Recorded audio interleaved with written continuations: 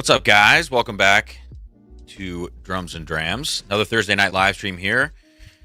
It's been a while. I think the last Thursday night live stream we did on the channel was January 31st. So the goal nowadays is kind of every 2 to 3 weeks, not necessarily every week here on the channel. It's just to cut down on consumption, especially during barrel pick weeks, which in the last, let's think about this here. It's Thursday. In the last 10 days, we've done 3 barrel picks, I think. That doesn't sound like a lot, but realistically, it was within a week we did 3 picks. And when I do 3 picks in a week, it's just my body is completely destroyed. So anyways, we're cutting down the frequency of these live streams, although we have been a little few and far between. If you guys saw the recent video put out on the channel, you kind of get it. Things have just been a little bit busy for me, but I'm excited to be back.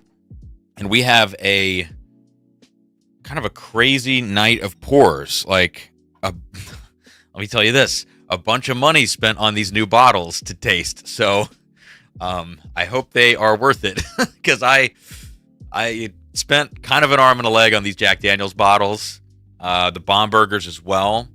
Woodford Double I paid secondary, although the price is really high on that anyways. So we got a lot to get through tonight. You guys saw the thumbnail, Jack 10, Jack 12, Jack 14, all the new releases.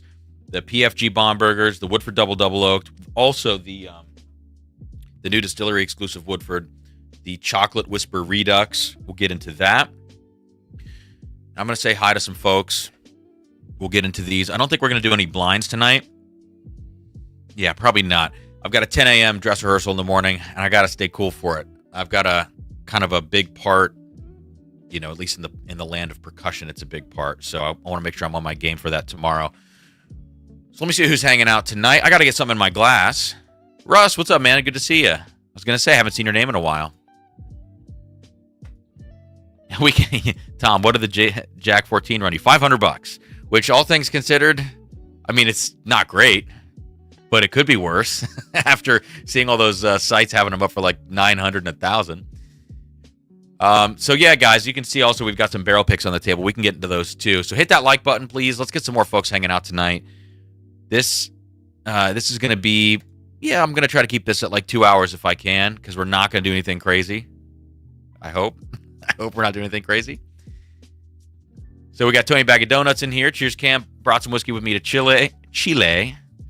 Some Turkey 101, Obtainium pick in my glass, and some rare breed Nacho filter I picked up on the way out of Dallas. Nice. The rare breed, I mean, that'll pretty much do what you need it to do, What's up, Rob? Good to see you, man. Guys in here. Randall says, all these guys getting Jack 14 to try and evaluate. Heck, they'll be sold out without any advertisement. I did not get these provided to me. These were not, I'm not on media lists, guys. Whether that's good or bad. So, yeah, I bought all of the Jack stuff you're going to see tonight. I basically dumped $1,000 into those 3 bottles. Mike, what's up, man? Cheers. I'll hit the like while we wait. The traditional 5 minutes. All right, I'm going to keep scrolling, guys. Good to see you, Dan, Justin, Mike, Jeremy with a little poetry there. That's cool. Randall says, let's see how Cam's new scoring system works tonight. So actually, that's funny. We can talk about this. I'm not going to do the scoring stuff. This is a preliminary tasting in my mind. I don't want to score a whiskey based on one sitting with it. That's going to happen at some point. Don't get me wrong. But these are literally freshly cracked bottles off the truck. Haven't even tasted them yet. So this is not going to be some definitive night of starting to hammer away and score whiskeys.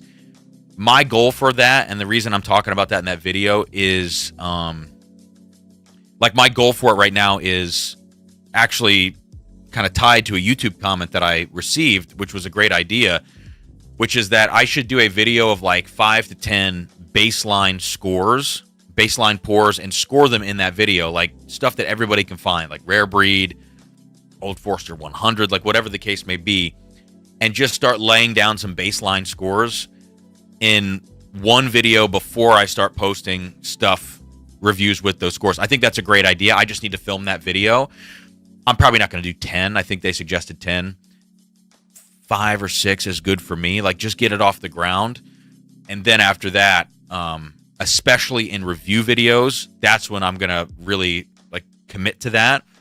On live streams, and you're deep and you're saturated and all this stuff, I don't think it's a great idea to go in and just try to like score 8 different things in a 3-hour stream. I think that's a little irresponsible.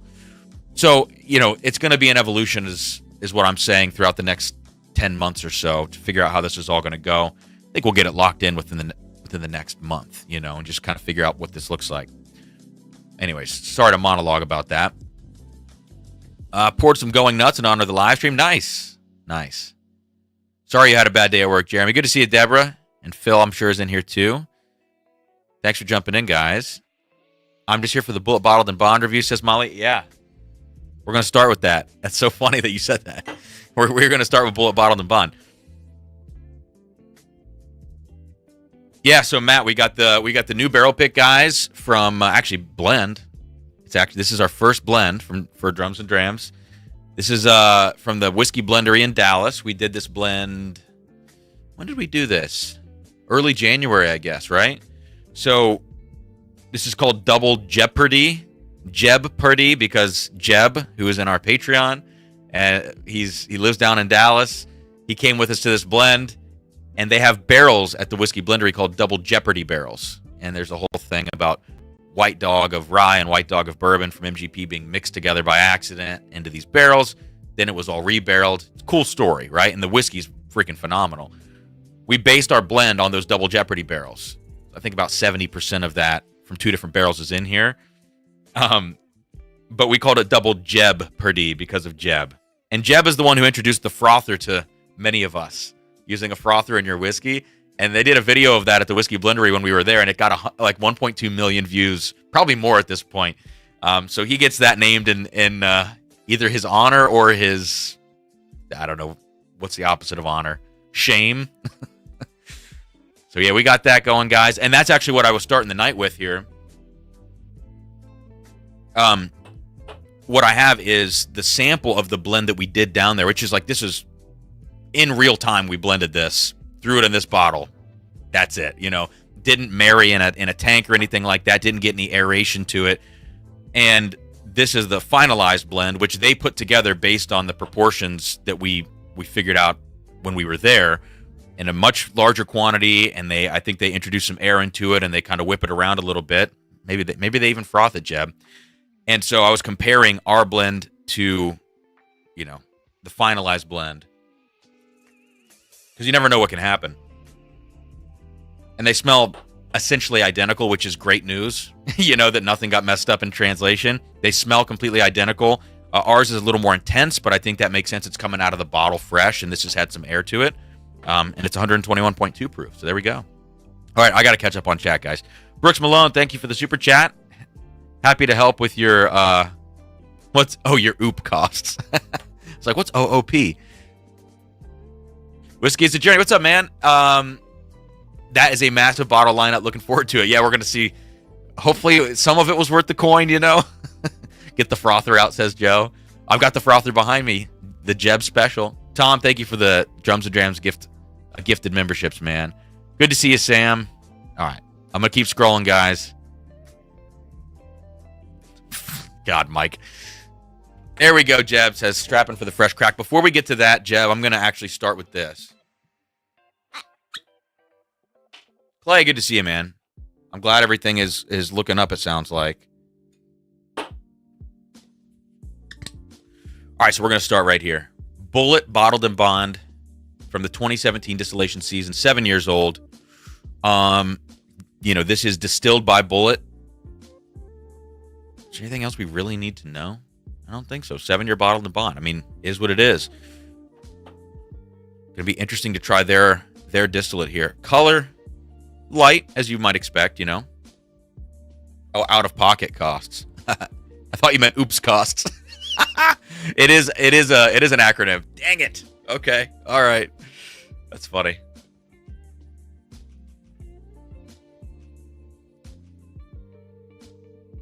Has anybody tried this new Bulleit, by the way? I wasn't sure when they brought the Blender Select to market, that sat for a second and then disappeared, I felt like. And Blender Select, to me, is the best thing Bulleit's ever put out.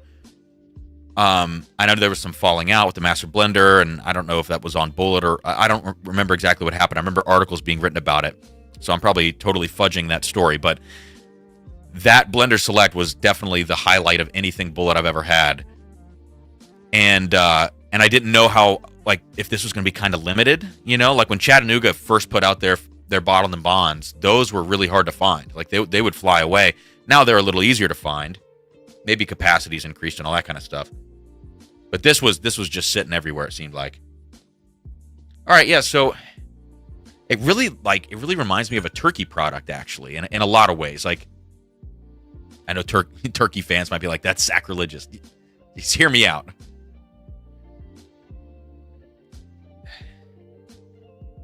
Yeah, and it's funny. You say it sounds like drinking Orange Bank. So I don't exactly know what that is. Hope that's a real thing, and I didn't just put that on the screen. I'm just, you guys are going to be able to get me all night now. You can just throw something in the chat, and I don't know what it is, and it could exist, or maybe it doesn't exist. This does have citrus to it, but to me, it's very I say this sometimes, and it's a nose thing for now, and it might translate to the palate. It's like, it feels granular to me. Like it's textured almost, like that granular sweetness, almost like if I am eating some kind of baked good, you could say pie crust, like something along those lines, and it's got that texture to it. Smells like it's going to have that. Like it does have a lot of these baking spice notes. It smells young, so it smells kind of textured and granular and young, very brown sugary, I think. And yeah, like the fruits are interwoven, but there's nothing that stands out where you go like, oh man, that's really cherry forward or really strawberry. Citrus, yeah, I mean, there is some. But to me, it just kind of smells like a run-of-the-mill, 100 proof shelf product, and I think it's $55.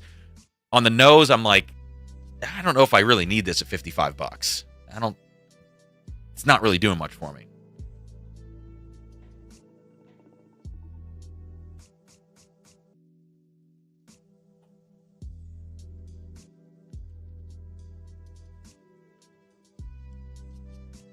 Yeah, it's fine, Joseph, are you trying the new Bardstown Bourbon Company, guys, this Cathedral French Oak thing? Sounds very cool. French Oak, not up my alley. But the older the base whiskey, when you put it in those finishing barrels, the better the result for me. Like, it tends to get less over-oaked, at the same rate. I think you can leave it in a little bit longer, and it's a little more integrated, the older the base whiskey or the base blend is. The Cathedral French Oak has a bunch of old whiskey in the blend. But no, I'm not on that media list for them. A lot of folks got that like really cool presentation they did with the stained glass window that kind of opens up. That's cool. That's so cool, by the way.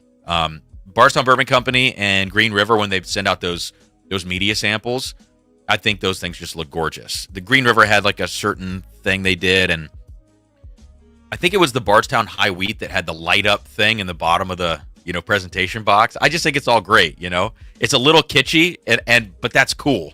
I think it's a cool thing.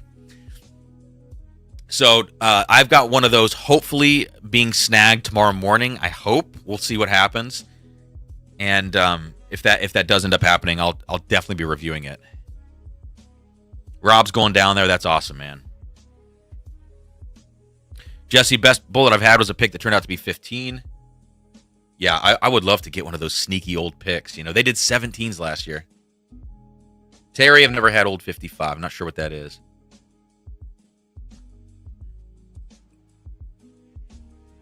Yeah, there's just nothing that stands out about this Bulleit,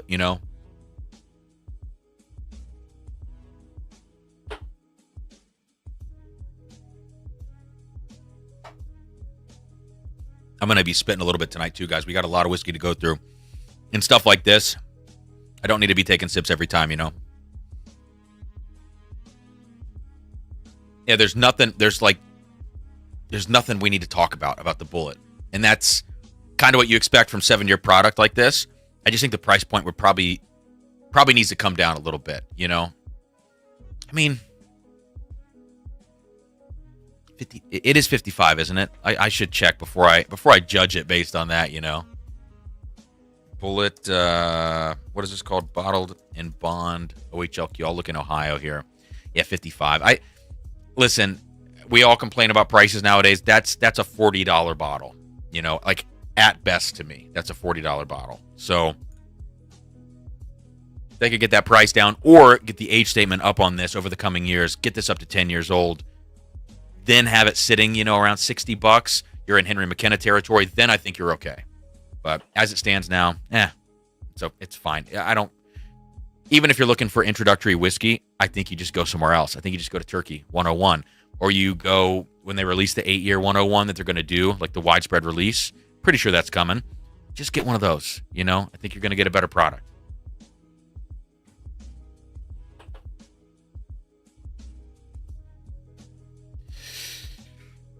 Let's see. Max, do you consider Russell's 15 the greatest modern bottle of American whiskey post 2010? No, I don't think. I mean, it's up there. It's very, very good. And it's tough too, because like if you're going to include single barrels, then absolutely not. But those can definitely be disproportionately good. I'd have to think about what is in my, because Dusties are easy to go over top of that. I mean, there's probably George T. Stagg's, like 2016 probably would beat that out, you know? That's also an unobtainium type bottle. I get it. But no, I don't think so. I think if you haven't had a lot of, you know, if you've tasted 100 bottles of whiskey, let's say, and you've had Russell's 15, that is probably going to be your best modern American whiskey, you know? And I think people that have tasted a lot of stuff from that 2010 era up to now, not just in the last 5 years, you'll probably find some other stuff you like better. And in the last 5 years, there's probably stuff that would be up there competing with it. Heaven Hill 17, to me, is in that top tier, too.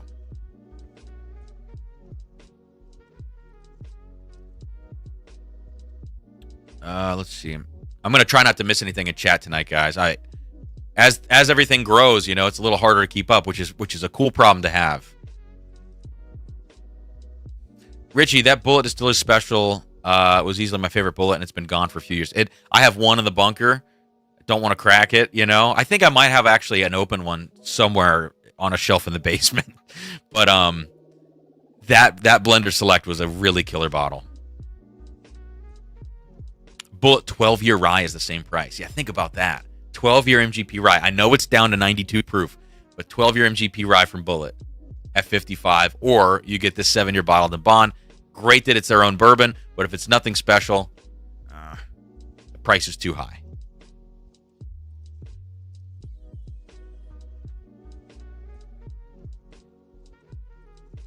Devin, you're right. Old Fitz VVS is up there, man. So is Old Fitz 17. Listen, Old Fitz 17, for some reason, I feel like is still underrated to some degree. That bottle was insanely special to me. And then there's stuff like I've never had, like the different like Parker, like Richie's talking about a Parker's edition. Like I haven't had some of those old Parkers.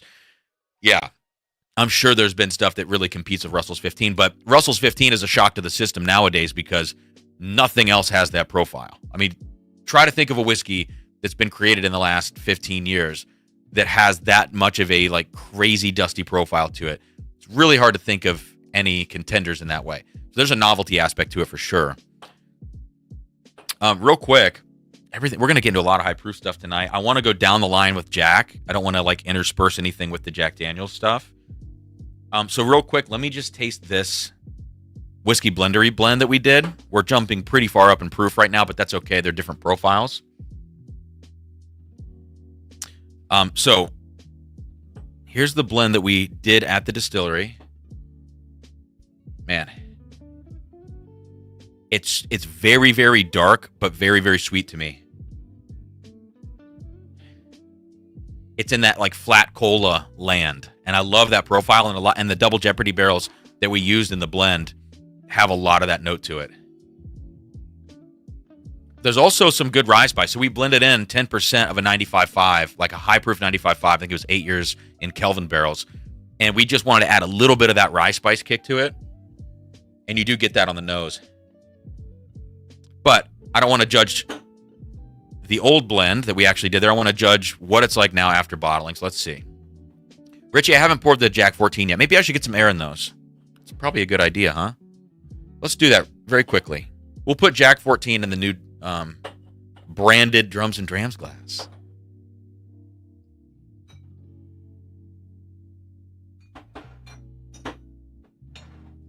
All right, so we'll start with the 10.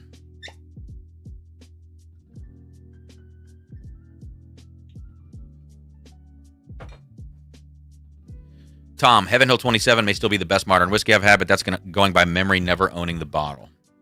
I have a sample of some still sitting over there, Tom. And I had the best intentions to make this video about super high age statements on whiskey. I'm still going to make that video. Those samples have been sitting over there, though, for 9 months, 8 months. I don't know. They're all in a little unit. The last drop that Russ was in the chat earlier. I'm not sure if he still is. Gave me this insanely aged scotch. I have Heaven Hill 27. I have this old Dalwhinnie, also from Russ, 29 year, I believe. So I was going to do a video on that stuff. All right, let's see here. Yeah, that Bulleit. You just put it next to this, the whiskey blendery blend that we did. There's a lot of youth on that Bulleit whiskey, I'll tell you. But anyways, Tom, the Heaven Hill 27, to me, very, very oaky. Like, that is the upper echelon, upper limit of oak for me. Not echelon, upper limit, let's say. And that was from Jesse, that sample, actually. I think he's in the chat tonight. Russ is lurking. Nice, man.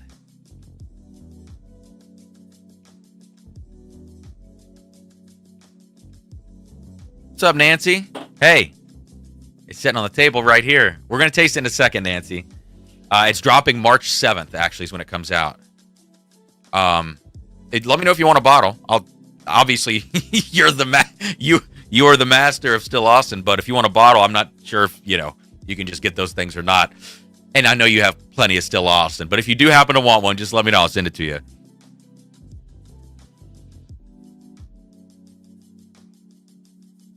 So right now, Nancy, I'm actually tasting the blend that we did 2 days after that up at the Whiskey Blendery. My first go at a blend. And yeah, so just like the test blend that I have here, it's got a lot of those dark flat cola notes. But this one has more intensity. This is dialed up a little bit as far as, proof. It hits you. You can tell it's 121. All right. Oh, wow.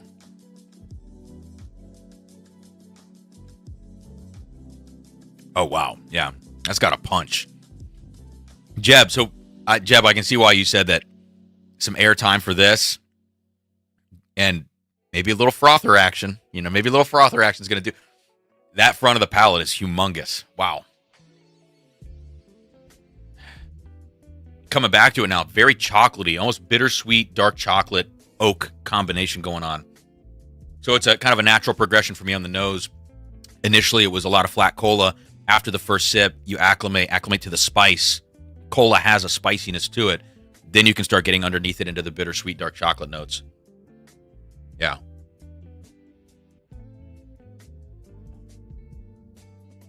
And the second sip, much more balanced.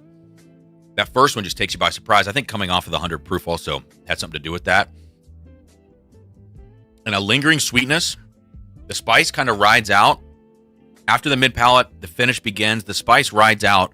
The sweetness takes over. And now as we get further and further into the finish, the spice has made its way steadily back up. So there's a little bit of ebb and flow to this on the palate. I think all in all, it's a pretty cohesive blend. I'm proud of it. The price is not cheap, so I was like, I hope I don't screw this up. It's going to be $125, and that's the standard price on Bourbon Outfitter for these. Great color to it. I think the youngest in here is 8 years old. Yeah, so I'm excited. Wow. I think we did good, Jeb. Put this off to the side here. All right, Nancy, I'm going to write this down so I don't forget. Hit that like button, please, guys.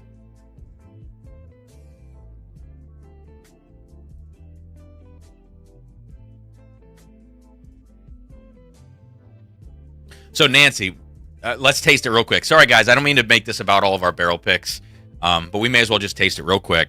Then we'll get back into all the craziness. You know what I'm not going to do? first. I'm not going to do the Woodford first. That Woodford double oaked is a lot of stuff going on. So I think we're going to go right into the Jack Daniels after this. And then we'll go into the Woodford and the Bombergers because those have been double barreled. So Nancy, I think she's still in here. So we picked a crazy off profile barrel. We had the option between two things at the end. We started with 5, I think. This was number 5 in our lineup. And I think Christian was kind of testing us a little bit because we said that we like off profile, and he threw this in there.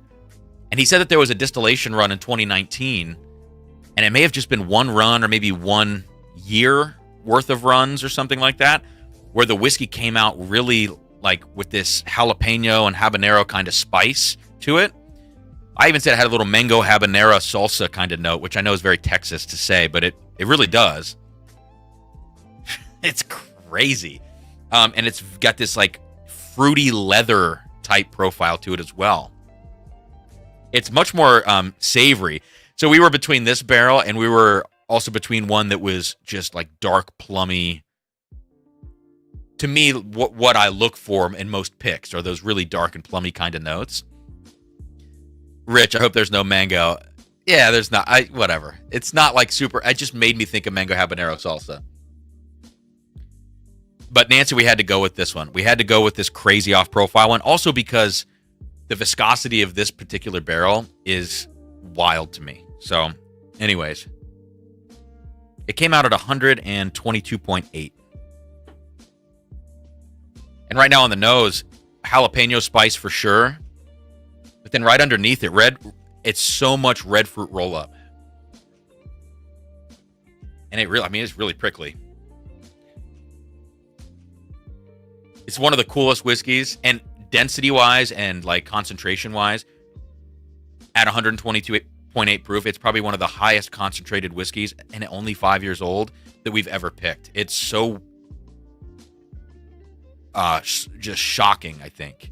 And I'm not just saying that to sell it. There's only 126 bottles. It's going to fly away, but I can't believe it.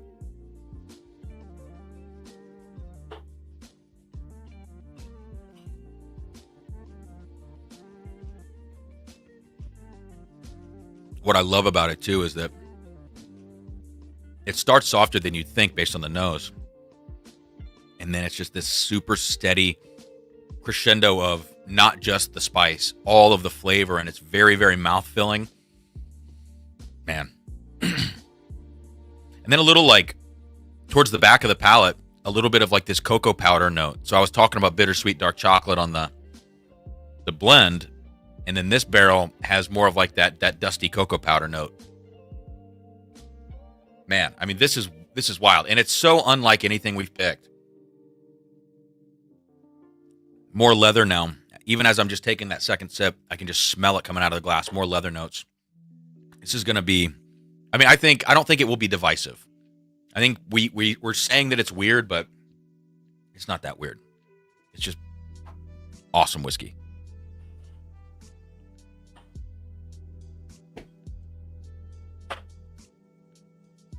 I just realized I'm wearing the Still Austin hoodie.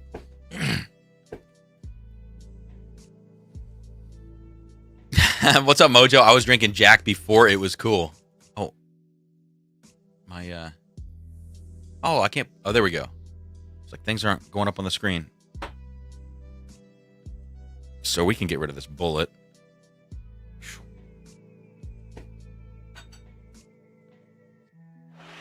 It is Jack Daniels time.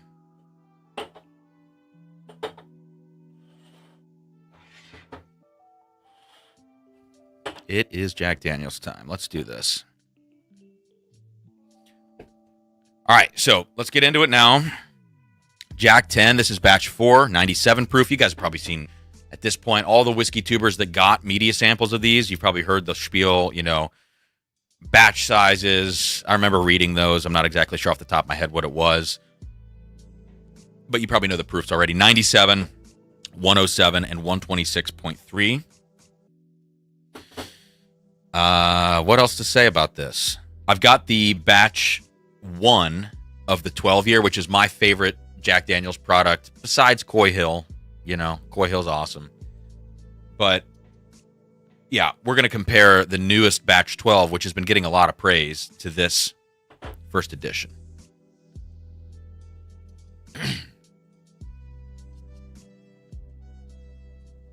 I got to just do a quick down the line nosing. Let's see what's going on. All right. I need to coat the glasses. By the way, just an experiment for you all to try at home. It's going to sound really stupid, and you can judge me. At this point, I'm used to that. 2 glasses. Get 2 glasses out, fresh, same exact glass type. Pour the same whiskey in both glasses. And I want you to take one of them and just coat the glass. Like, take the whiskey to the edge. Don't spill it. Rotate the glass. Don't do it to the other one. And nose them side by side. And just note the different experience between both of them. It's a night and day difference. Always, always, always coat the inside of the glass, in my opinion. Because you can often miss things. It just makes sense, right? You're all that surface area has now been touched by the whiskey. It's just a better experience. So, come on, Lawrence. Oh man. Okay. Jack 10 smells exactly how I remember Jack 10 smelling, and it sticks in my brain so well because every time I do a blind, like, I end up bottle calling Jack 10 because there's just a very distinct quality to it. Okay, this is going to be fun. They all smell very, very good. You guys are being dirty in the chat. Sam, who's going on secondary immediately after King? What is Jack 14 on secondary right now? I think it shot up after those $500 prices. All right, so Jack 10 kind of smells like there's a little carpet cleaner smell to this one. Previous editions of Jack 10 have been very much chocolate covered bananas with like a charcoal kind of grittiness to it. It's one of the most Lincoln County process influenced Jack products I've ever had. I can really taste that in the Jack Daniel's 10 previous ones. This one on the nose has a little bit of an off note to me. It's like a citrusy, carpet cleanery kind of note, almost ammonia in a way. It's not like, oh my God, I don't want to drink this, but some of these Brown-Forman products will have that acetone note to them, and maybe that's kind of what this is.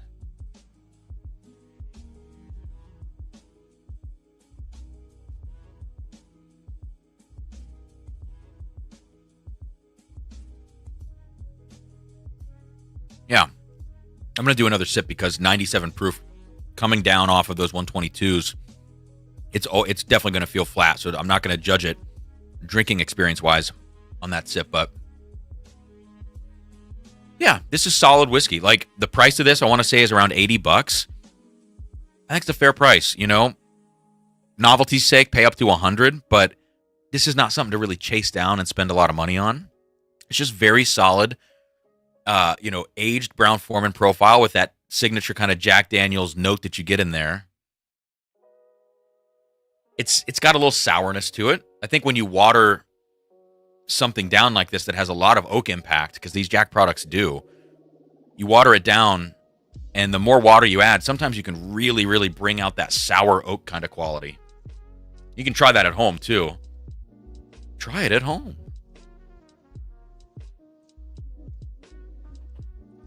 Yeah, and it's definitely a little spicier on the second sip, which is nice. Now that I'm back down to earth on my proofs. Yeah, that's solid. It's not something I'm really going to reach for. It's a very, very crushable whiskey, I think. And this year, that one note is bothering me just a little bit.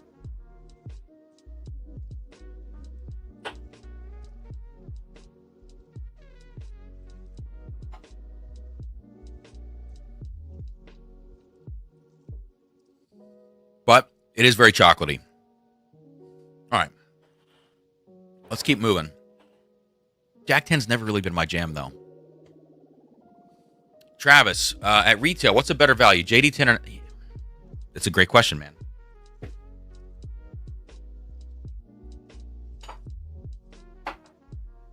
And before we go on to the higher proofs, we should just do that comparison. It's a really, really good comparison. Okay. And just to keep in mind for everybody watching, this is the first edition of 1924. I do believe they've got like a second batch, I think, of this out now. I don't know if there's, a lot of batch variants or whatever, but yeah, 115 retail. And guys, what is retail on Jack 10, or SRP, I should say? Retail is whatever anybody charges you. 89 in Ohio. 700 ml, I believe, right? Yeah, 700 ml.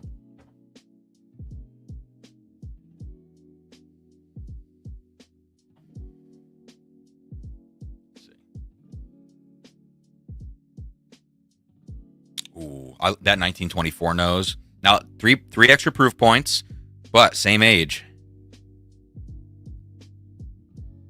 Yeah, you got to go 1924 on the nose. It shows, it really highlights the difference between the two as far as like how the oak is interacting, I guess, with some of the flavor notes at the base of the whiskey. The Jack, while it does have chocolate notes, I mentioned that sour oak kind of quality.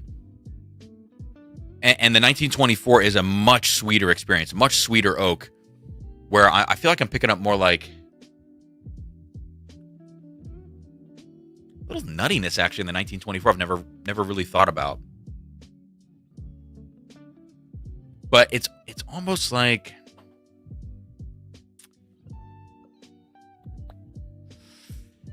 It's almost like some kind of dark fruit reduction type note, along with like a chocolate cake with nuts in it.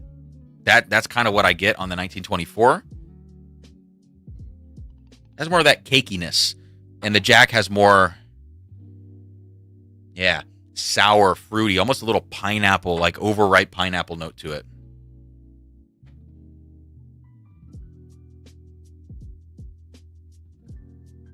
So immediately, I'm 1924 all the way on the nose. Let's taste it.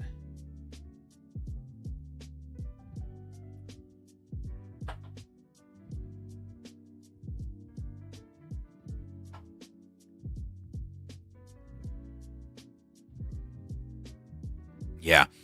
Listen, it's rich and it's sweet. Still, it has that...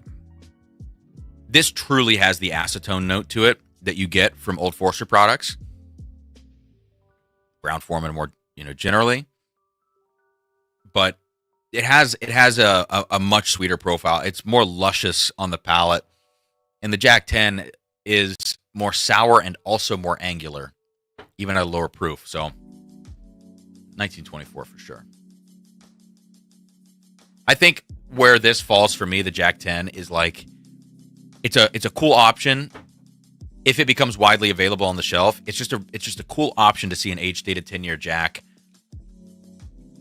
at $90, and you could, if you want it, you can snag it, and if you don't, then you pass it by. But if it's allocated and you're waiting in line, this is not the kind of product to purchase in that situation.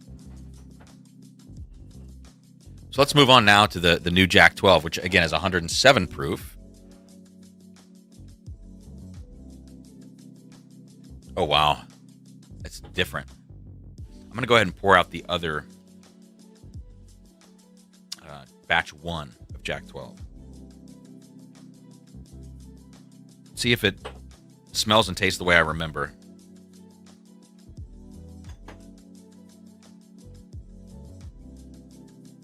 All right. Let that sit for a second.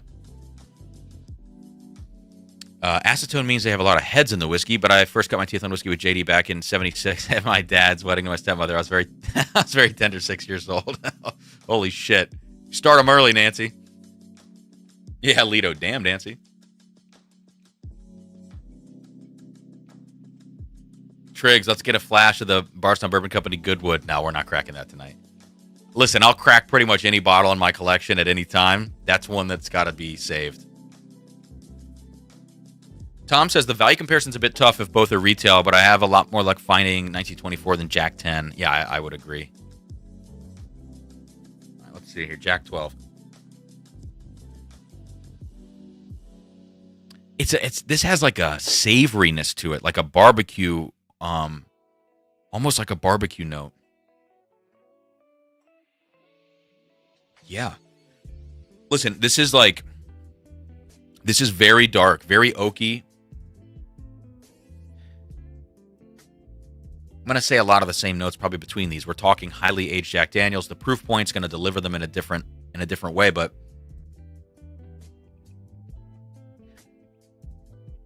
the berry note, there's like a berry note in this that reminds me, and when I say berries, I mean like compote or like, you know, that kind of like stewed thing. Very, very dark and reduced.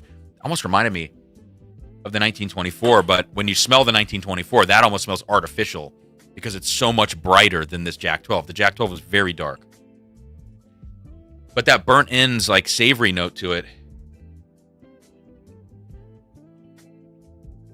it stood out at first, and now it's starting to integrate itself as I get used to it, which is good because I didn't like it at first. That one particular note. All right, let's just taste it.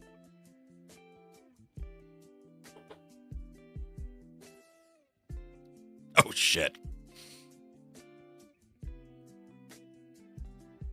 Yeah, you didn't see that coming. Oh, man. Yeah, I got goosebumps, yeah. It's not change your life whiskey, but that's very, very good. The finish is forever on this. Dang, man. It's still going. So that's what's weird about this whiskey. This is only 107 proof. Somehow, the nose feels like the nose is spicy. Like the nose has this dark, rich spice to it. It's coffee. You know, it really is in the coffee territory. Mexican chocolate, coffee. We're really dark, but you get it on the palate, and it's just like totally enveloping. Even at 107 proof, it just washes over your palate and just keeps going. That was crazy.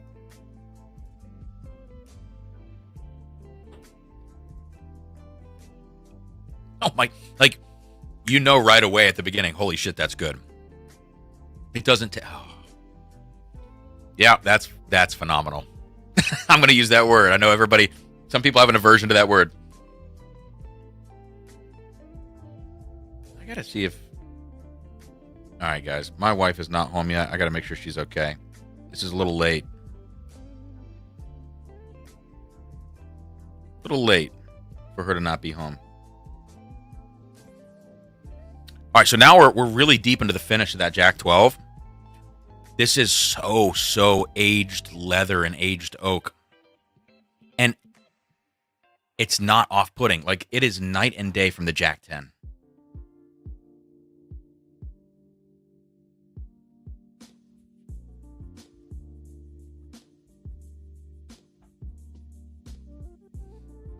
Jack 10 is... some of you will love this. It's a little rougher around the edges, Jack 10. It's much more tannic, too. I think that extra water, bringing it down to 97, I think is actually not a great move for this age statement. I think it needs to be higher. And I think that higher proof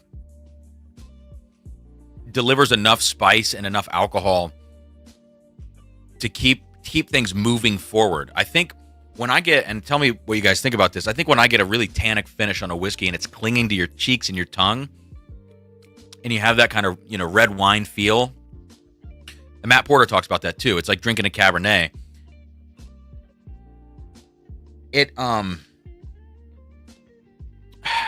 What do I want to say about this? It feels like it's stagnating on your palate. And so then it's clinging. Whereas when you have spice, it feels like it's driving to somewhere. Like there's a destination that the whiskey's going.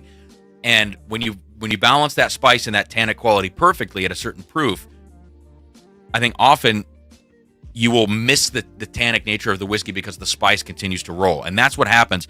Even at only 107 proof, it's a perfect balance, actually, for this profile.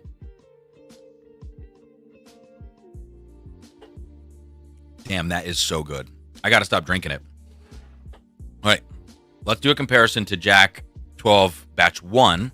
I didn't really care for Batch 2 so much. Thought it was fine whiskey, but it was not on this level. This is insane. Now I'm getting all this, like, just like sticky vanilla syrup or something. Like, I don't even know what it is. This vanilla note. God, that's so cool.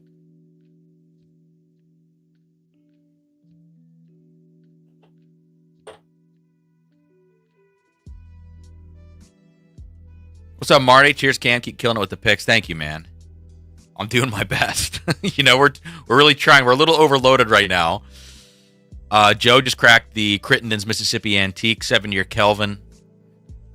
Weird whiskey, but so fun.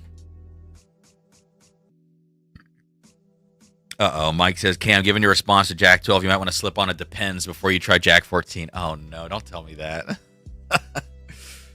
How does it get better?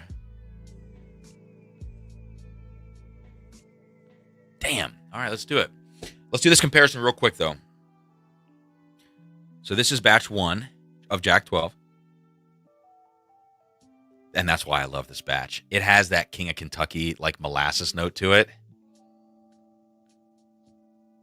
There is a black cherry note behind it, though. Dude, that is awesome. That's so up my alley. Now let's go to the newest edition.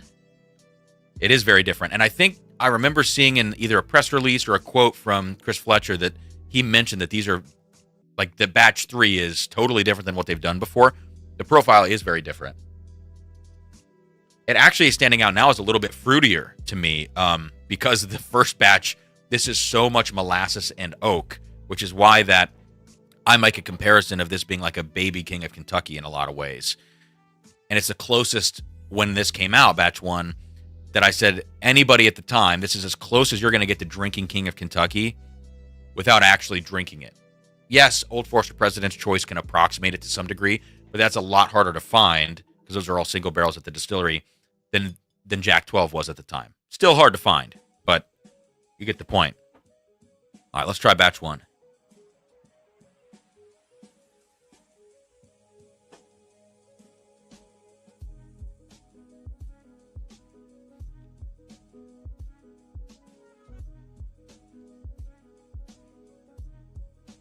How is that not nearly as good as I once thought?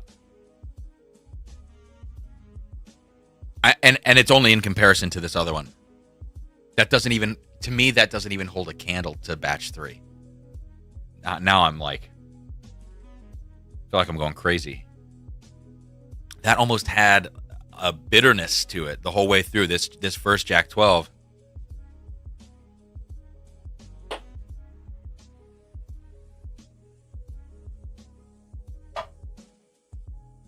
And actually like a grassy note, which I've never picked up here before. Wow. It is much sharper.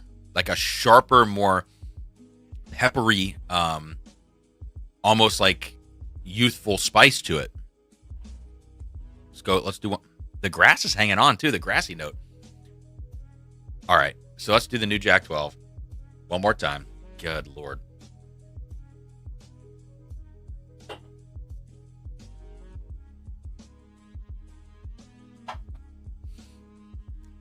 Well, up to this point, this is probably the best Jack Daniels I've ever tasted. A Coy Hill, that's a really tough comparison. It's just you're looking for two different things.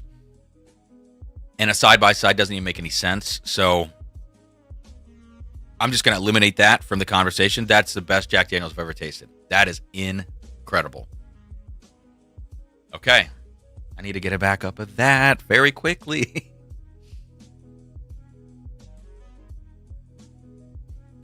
All right. Had to check on the wife. Sorry, y'all. It's time for the main event, at least of this part of the night. We still got many, many things to go, but let's get into this.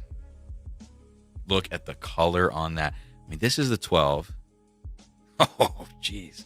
This has that that like ruby, brickish kind of like red tint to it,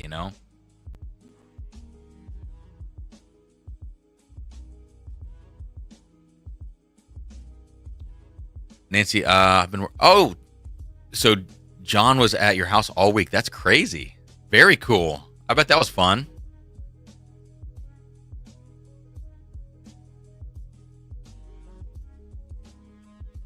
Let's see. Sam said that's exactly what I was going to ask for you to look for in Jack 12 if you find King of Kentucky notes in it. All right, let's see.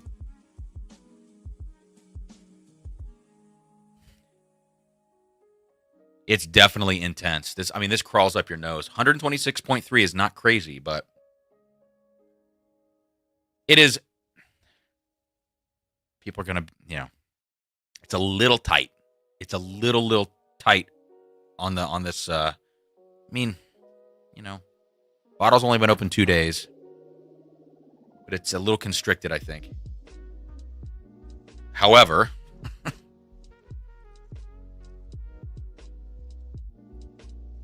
what's interesting about this, putting it next to the Jack 12, which I said was very much in coffee territory, it did get fruitier after comparing it to the darker, more molasses and oaky batch 1. But going back to 14,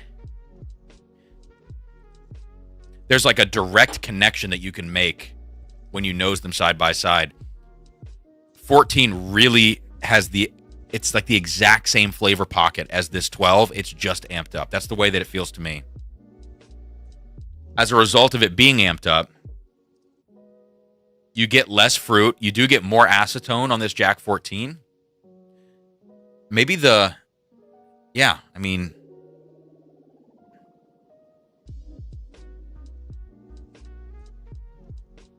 not quite as much as the 10, maybe just in a different way. I just got to taste it. I'm starting to get this vanilla cream note, which is my favorite note.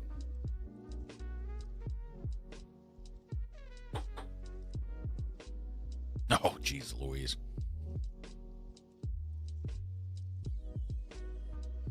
Damn, that drink's overproof, actually. Which I think many people will like. Because if you want a high-proof Jack Daniels, you want that to smack you in the face. God, man. Listen, the 14 and the 12, this is top tier. This is top tier stuff. There's a case to be made that the 12 is better than the 14, or more preferable. Better. What does better mean? At this level of whiskey, what does better actually mean?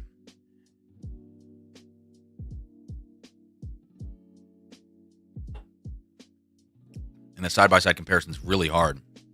I just think the proof point that they've got on that 12 strikes the best balance, between wanting these full-bodied flavors, this incredible mouthfeel, but also not something that's going to challenge your palate every sip.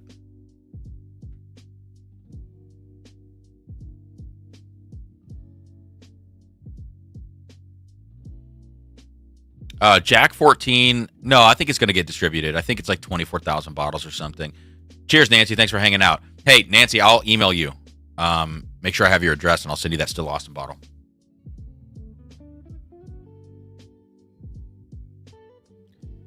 Andrew, I love Adam Ray. Well, I saw Adam Ray. I saw Adam Ray a few months ago with Sarah, actually. Probably more than a few months ago at this point. But I'm a huge Adam Ray fan. So for you to say that, I can kind of see the connection, actually. Voice-wise, I can see it.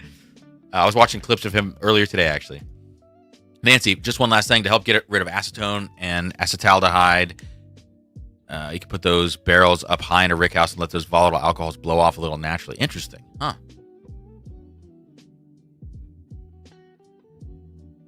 Frankie says, pour some Coy Hill. I'm getting, starting to feel it a little bit. I'm out of practice right now, and my body, total wreck, 5 hours of sleep. So I got to take it a little easy tonight, so I'm spitting, half of these pours. I do one more sip, though, of the Jack 14. God. There's this note in the 14. I'm trying to put my finger on it. It's definitely like tiramisu coffee cake. But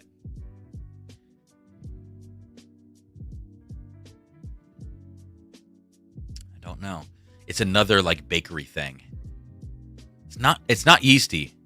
Maybe it's like the whisper of, because in a lot of Jack Daniel's products you do get that strong yeast component to it. Maybe this is like the darkest, most advanced form of that yeast note in this 14 year, because it's pretty much the oldest one any of us have ever tasted, right? So maybe that's how that particular note ages in the whiskey. Because it has some element of that yeastiness, but it's not that bright, like young thing that you get on some other Jack products. Oh my God.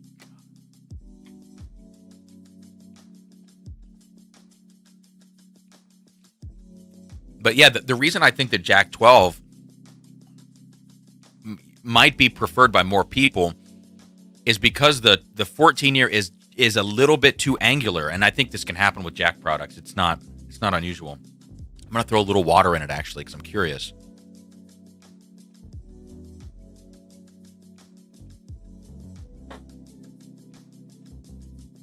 Just see if that has any effect.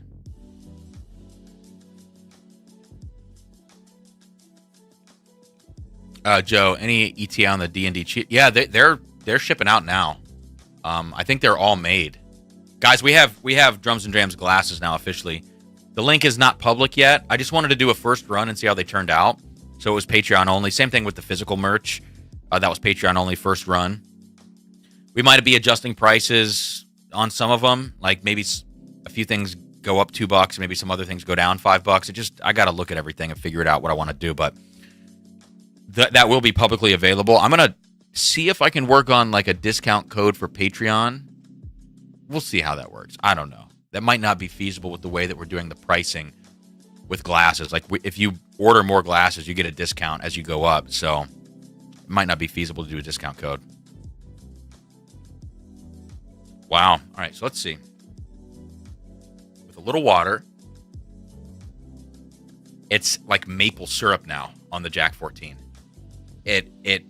It made this thing feel more like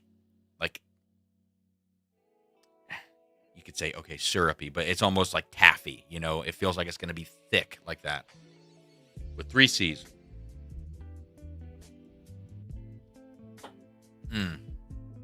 Try that with like 3 drops of water. If you get the chance to try this 14 year, have a few cast strength sips, see what you think of it. But like and the finish is sweeter too. It's a little less bittersweet in the finish. A little just straight up sweetness. So add a couple drops of water to that and see what you think. Those are huge, huge successes of whiskey. Again, I'm not rating anything tonight. I'm not going to start the scoring thing until after I get that little initial scoring video out of a couple baselines. But yeah, those are going to be those are going to be kind of like that upper tier type score. I mean, really good stuff. Do I regret buying the 14 year on secondary for $500? No.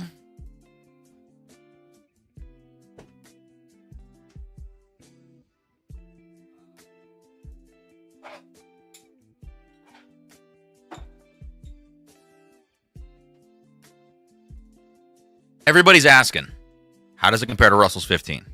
So let's find out.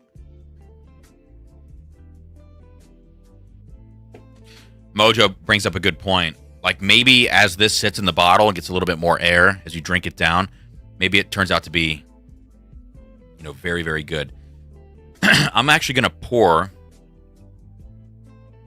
Nah, it's okay. It's okay. I can leave a few drops of water in it. It's not going to be the end of the world. I have a feeling I know which way this is going to go, but let's see.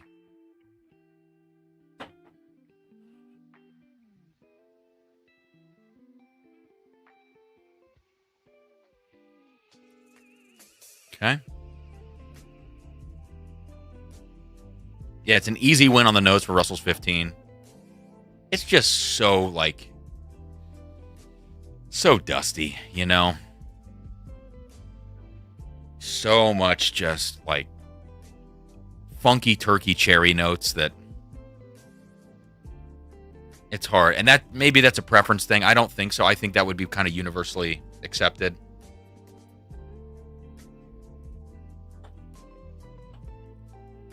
But the palate on the Russell's 15, it's a lower proof. It's 117.2. It is a little more... it coasts a little bit more. Let's go back to the Jack 15 or 14.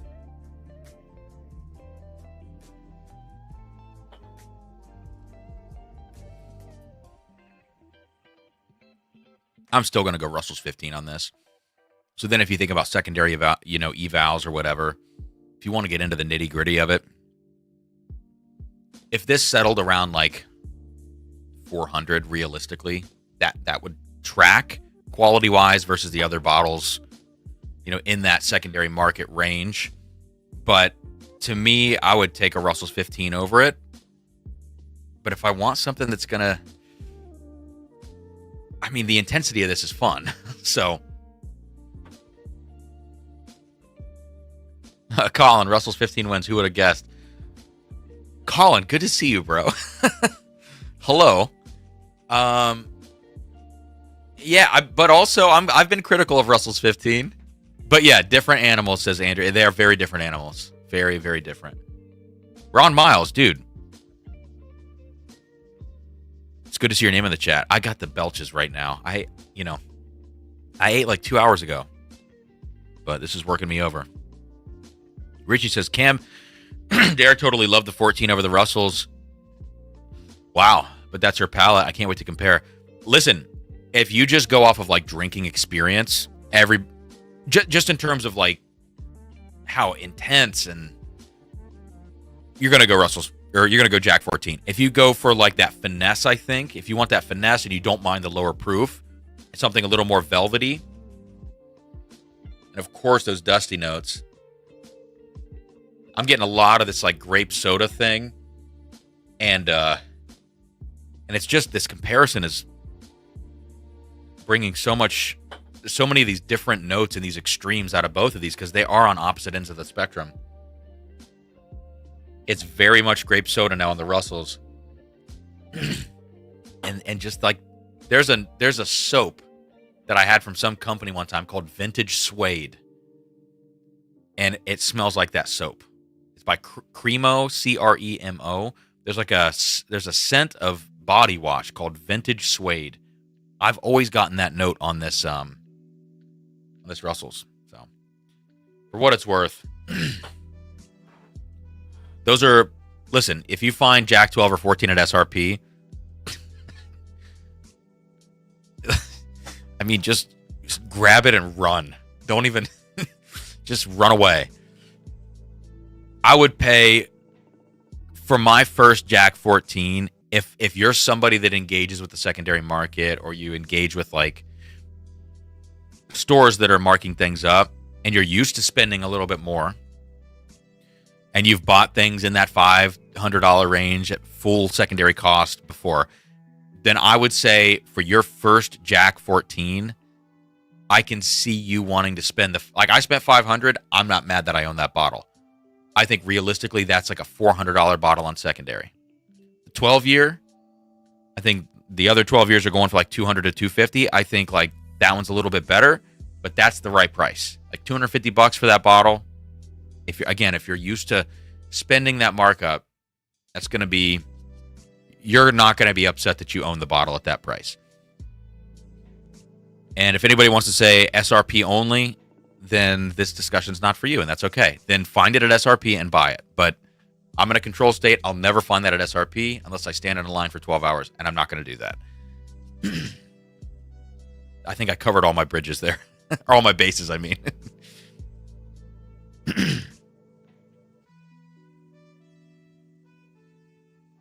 I'm excited, actually, to take this Jack 14 to picks and things like that and to share this with people. I'm very excited, but I'm maybe more excited to share this Jack 12.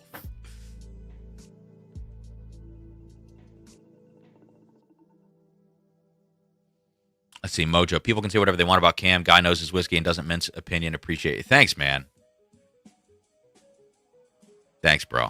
Hey, by the way, have you tasted the Oakley stuff yet? Like any of the 20-year Heaven Hill, like the Watch Hill, the Oakley, the Believe? Let me know if you have. I was curious after what we experienced many months ago. I wanted to know if you had gotten into any of that. Would you say Russell's 15 is flawed? No, it's not flawed. It's just I've always felt that it's a little rough, but like beggars can't be choosers. It's still one of my favorite whiskeys ever. But we're still allowed to be critical of the things that we love, you know? Just ask my wife and what she thinks of me. She is home now safely, by the way. Bro, can you send me your address? Can you email me? Just because if you don't email me, I will forget at the end of this stream. Let me send you all of those Heaven Hill 20s, dude. I want to know what you think of them. I just put it in the chat.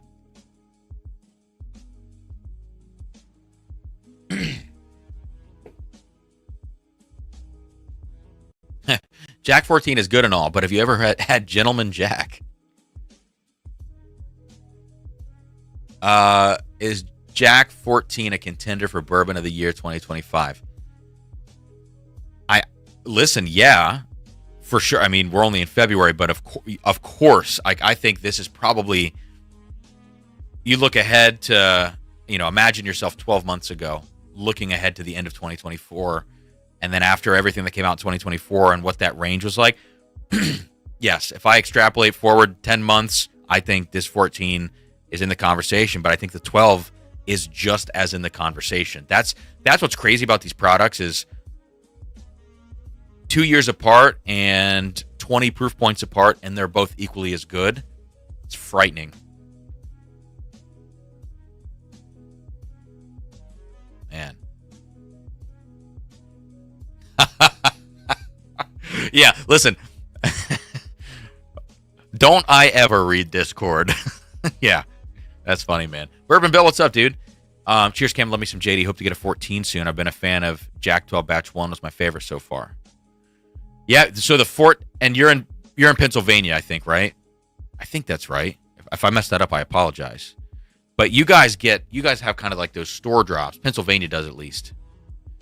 Does Pennsylvania get notified ahead? Because I think, doesn't North Carolina ABC get notified like ahead of time of like what store it's going to be or what's going to drop there, something like that?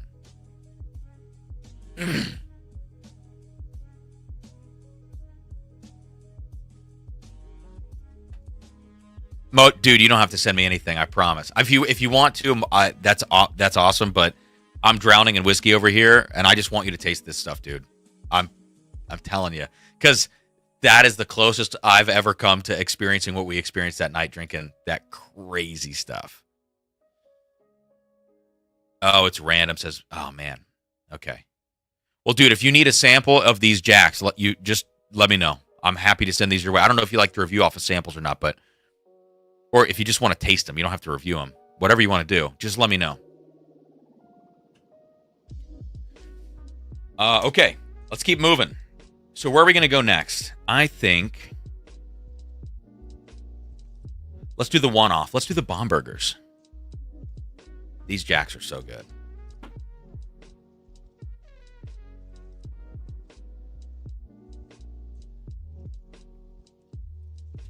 Oh, I was thinking Virginia, not North Carolina. Sorry.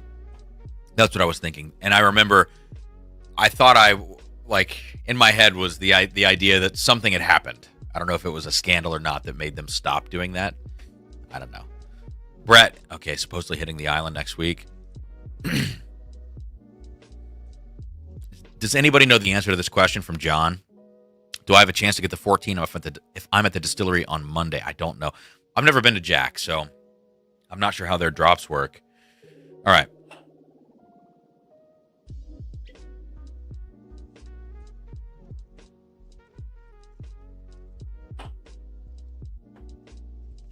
Guys, thank you for hanging out tonight. 211 people in the chat.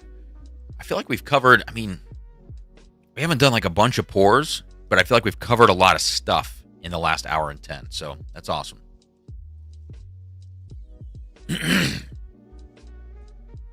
Mike says, yeah, scandal with the Virginia ABC. I got my 2 Russell's 15 at SRP during the last announced drop. Listen, that's not a bad way to go out. Oh, guys, I think some people maybe like super chatted me on Venmo. I know we don't really do giveaways anymore, but I really appreciate it. Lawrence, thank you, man.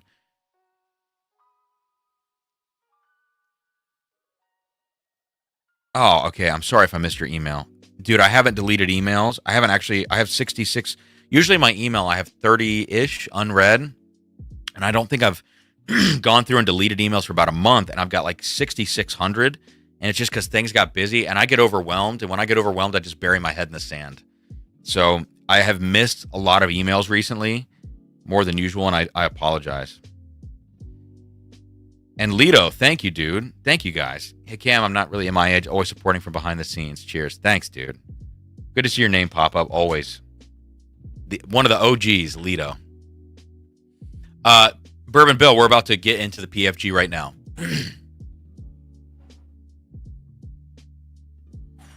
Man, that is strong, huh? So the Bomberger's PFG is 100.2 proof, which is interesting proof point there. There is a specific batch. Mine is kind of smudged. I think 25A0084. I don't know if that has any significance really, but yeah, you can read about the barrel stuff. 40 months minimum seasoning. That's a long time. That means they're not cheap barrels. All right, so there you go. There's not really any age statement to speak of on this.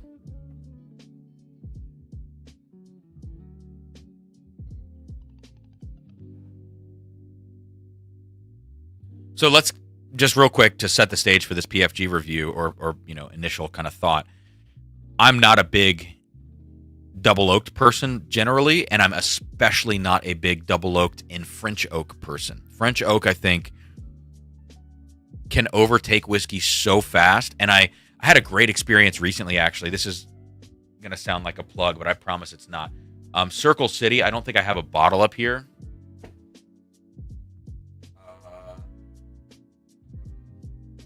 We have barrel picks coming from Circle City, right? They're out of Indianapolis. Awesome hang at Circle City. I've been there twice now with Justin and Parker.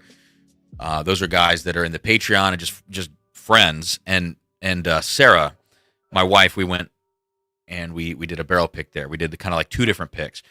Anyways, when I was at Circle City last time, they have some Heaven Hill, I think it's 7-year bourbon that's being double oaked right now in French oak. And they had some of them that were in the French oak barrels for like 14 months. And some others who were in the barrels for maybe like 6 months.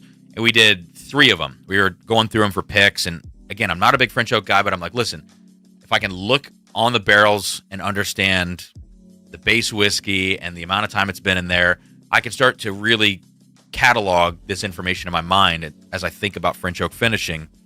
Maybe I can find something that I do like if it's a 2-month finish or a 3-month finish.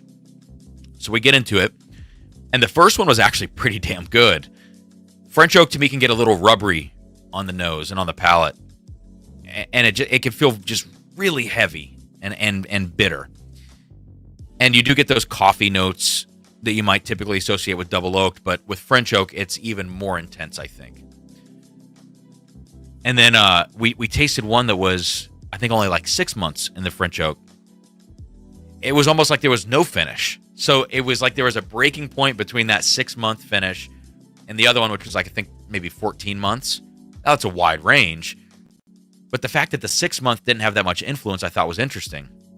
And then we had another 14-month at the end for our third barrel that we tried, and it tasted like barbecue Lay's chips. So there's a really wide range. I don't know if it's barrel, just barrel differences, or if it truly is just the amount of time you leave them in there. But anyways, that's the setup.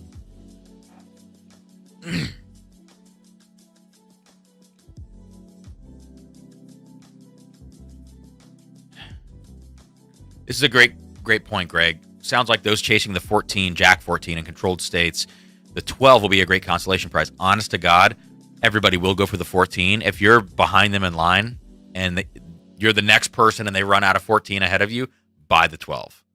You will be equally as happy.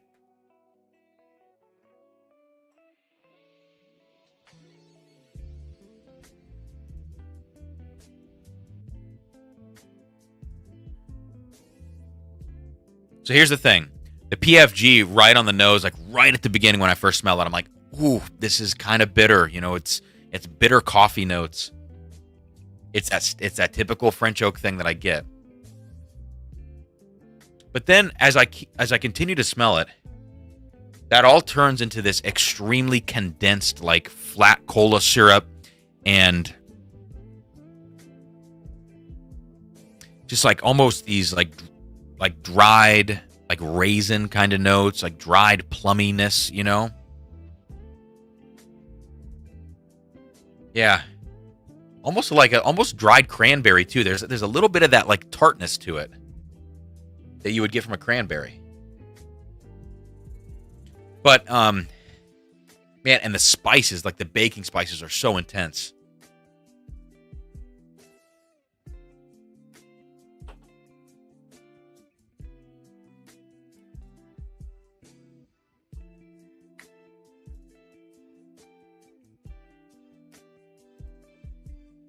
I think a lot of people will like this whiskey.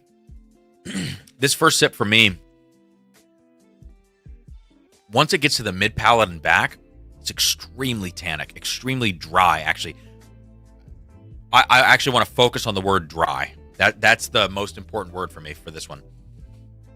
It's like I need my mouth to salivate more now after taking a drink of this. It's a little soy saucy too. It's just savory.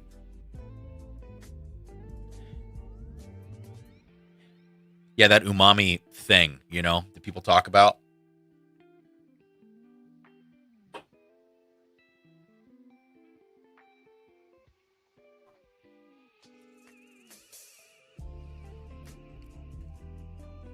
So here's the deal. If you get down with double oak products, French oak finish stuff, you are going to fall in love with this whiskey, and you're going to look past what I perceive as a little bit of a flaw to this product. I don't mean a flaw in like a dangerously undrinkable way, just in a picky review way, which is the dryness from mid to back palate all the way through the finish. All that dryness, it's a big turnoff for me with a whiskey like this. But if this is your profile and you like this stuff, if you ever had anything aged in a wave stave barrel, this tastes like that, but with more coffee to it, which is that French oak effect that you're going to get. If you like that flavor profile, you're going to love this. This is going to feel like a crushable but intense and delicious bottle for you, and you're going to probably breeze past those dry notes in the finish. For me and for anybody sensitive to double oaked, this is going to be something that you're going to have to try to like, I think. So to me, it's a little bit of a divisive profile. It's very much overcooked in the barrel, and you got to like that. All right, Mojo, you emailed me. Thanks, man.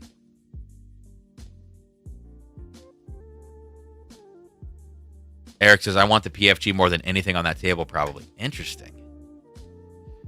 Dude, Jake, what's up, man? Yeah, the 12 was lights out. The 14 is I'd have to spend more time with them to see which one I prefer. But they're both awesome.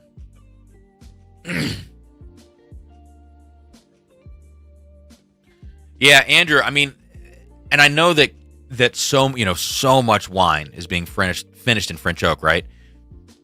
But also what I also try to consider about that is the base thing that you're influencing with the barrel, and also the way the barrel was treated on the inside, toasting, charring, all sorts of different things. But most important for me is like the base thing that you're impacting, the base liquid, is just going to accept that oak influence in a different way.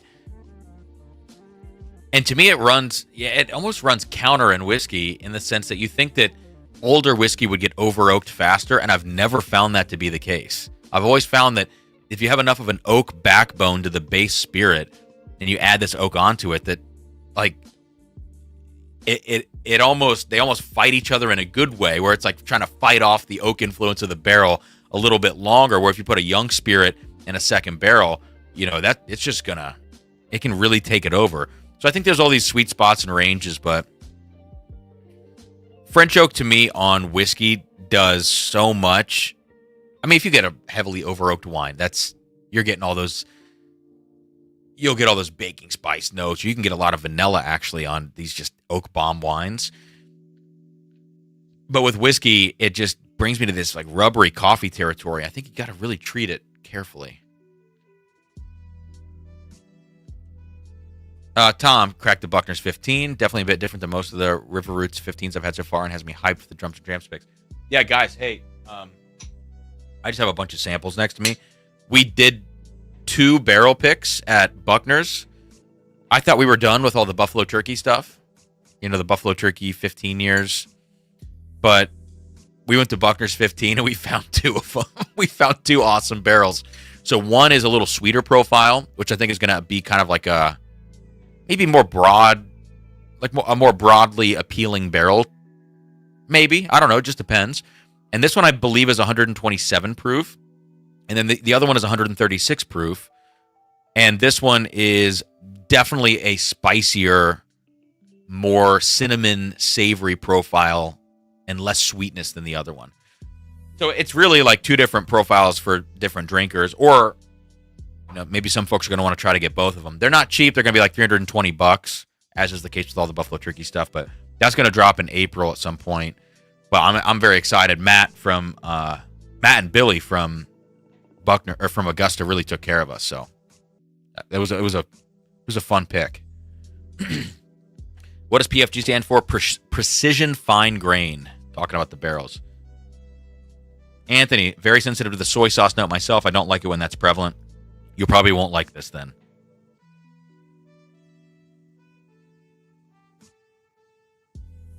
Wow, every other review is insanely glowing. Top 10 of the year type comment. I mean, so what's crazy is,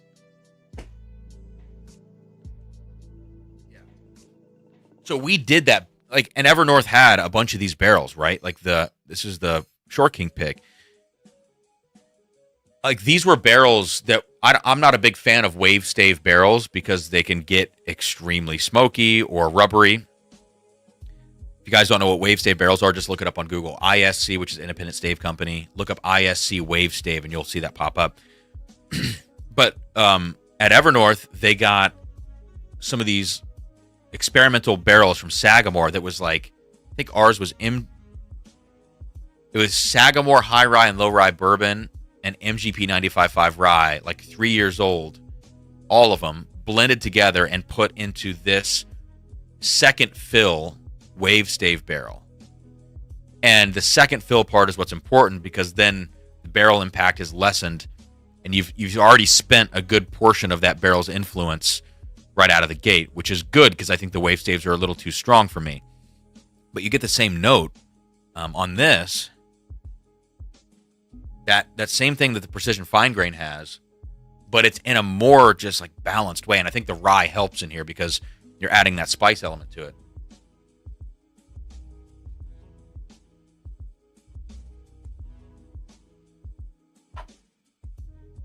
See, I think this is much more, and this is not just specific to because it's our barrel pick or whatever.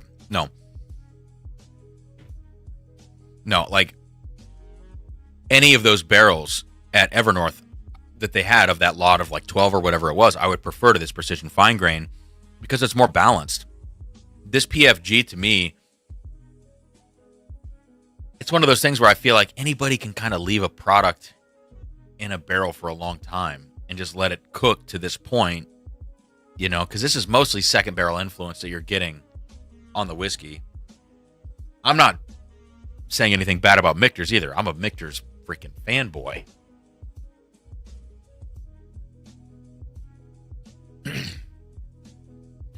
But I also think, like, it's good to know that you do or don't like that profile, and I know that I don't, but I feel like I can still talk to people that do like it and say, listen, you're going to really like this whiskey, instead of just going, oh, this is bitter and tannic. This is totally a preference thing.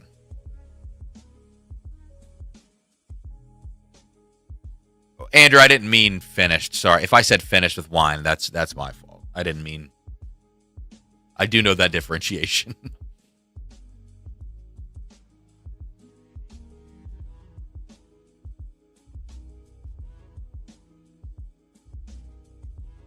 Joe, yeah, I'm gonna try to get my hands on the Bardstown French Oak.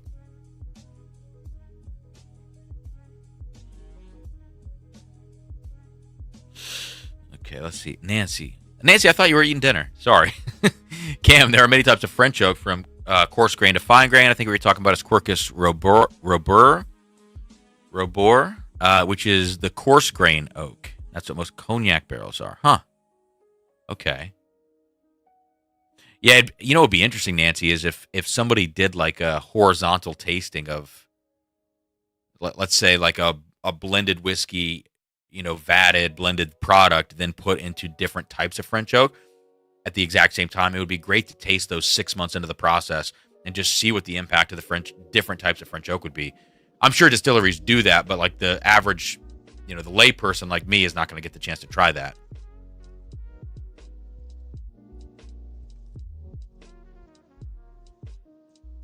All right, Jesse's hitting us with some chemistry here. Brett, keep your hand. You guys are funny about Brett. Richie, just look up the wave stave barrels and you'll see what it's all about. Brett says best whiskey ever produced.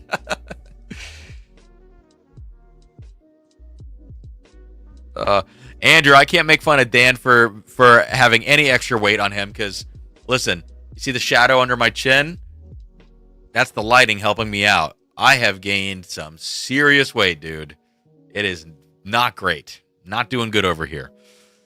So, and I'm shorter than Dan, so I get roly-poly status a little quicker than he does, you know?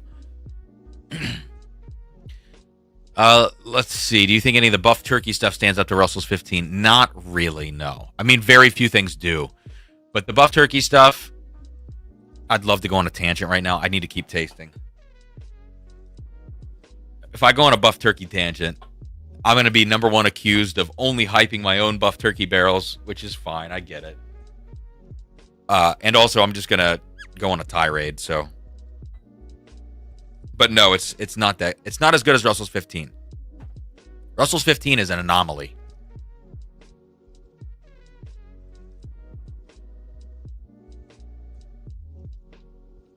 Tangent, let's go, says Joe.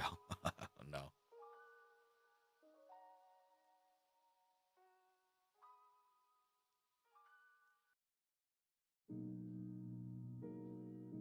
Wow. Wow.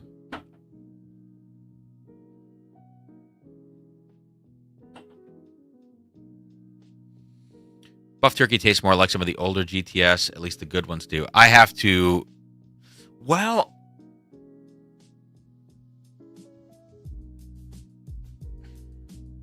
I mostly disagree. Even on the good ones, I mostly disagree. But that's probably a discussion for a different day.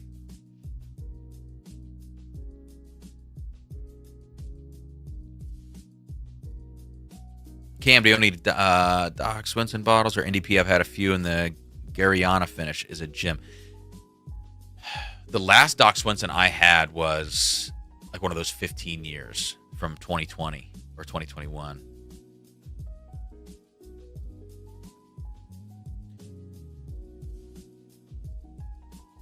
Prozac, yeah, I've heard of news. They're putting out some crazy buff turkey.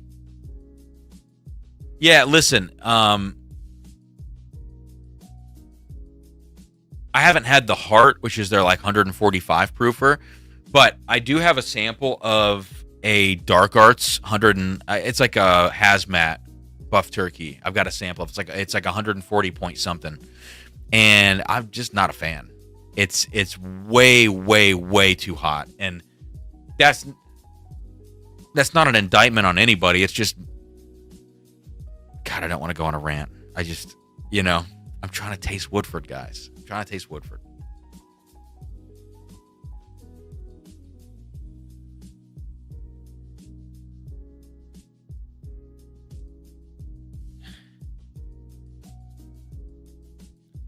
Yeah, Mojo puts it well. Like, and this is the deal. There are always exceptions to the rule, and I'm gonna agree with what Mojo's saying as my rule.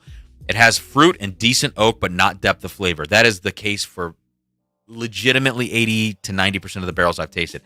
I've been called out by somebody in some Discord about this as well. About like that I don't know what I'm talking about. That most buff turkey is a buy on site. I can't disagree more with that. It's so not that. I've again, at this point now with the buff turkey shit, I've probably tasted 75 to 80 barrels now. It is not that good on the whole.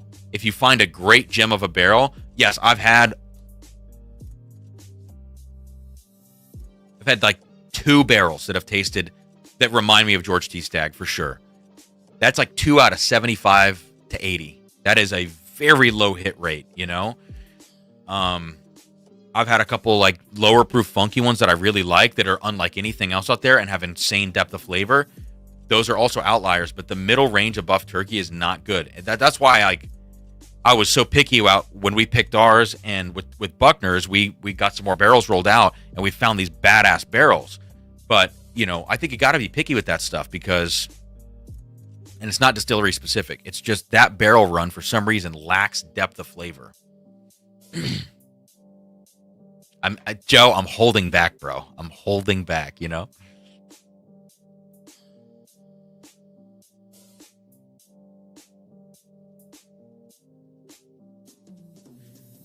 But here's the thing, Prozac. I don't like flavor bomb and heat. I think those are a little different to me, but I don't no longer do I care about heat on whiskey, It's so easy. Everybody chases like, oh, is this KOA hazmat? The rare character stuff. Oh, is this KOA hazmat? Who gives a shit if it's hazmat? Like, I think, and I'm gonna make a video about this. I was just talking in Discord about this. Hazmat is like the most overrated thing in whiskey right now. It's really easy to put out a bad hazmat whiskey, and it's easy to sell it. They all sell, but are they actually good? The people on the other end of that whiskey want to convince themselves that it's good because it's hazmat. So then they just buy it, and then they think, "Oh, it's." I'm not accusing you of this, but if it rips your face off, well, it must be good. No, that doesn't have to be good. I just ditched a bunch of hazmat bottles here locally, and some other people are probably going to really like them, but I just thought they were over the top and hot. And buff turkey at hazmat is not a guarantee of quality. It's not even close. I think 100. I like more 110 proof buff turkeys than I do hazmat buff turkeys. And then the other sweet spot for me is like, it's in the higher proof range for sure. Like 120, 126 to like 138 has been a very solid range. Like the most, like I've hit the most good scores in my mind of buff turkeys in that range. When you start going from basically like 115 to 125, there's a lot of flat barrels in that range, Anyways, sorry guys. No, the Dark Arts, the Bluegrass is 136.8, and I haven't tried that one. Or 138.6. It's one of those two. No, the one I have, I'm not sure where it's from. It's 140 point something.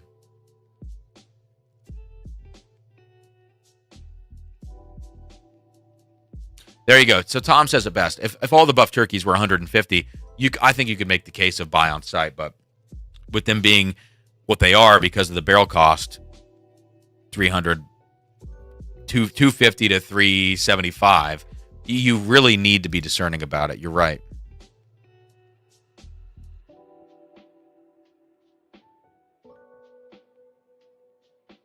Sorry, guys. I'm just scrolling down. I think I'm pretty behind here.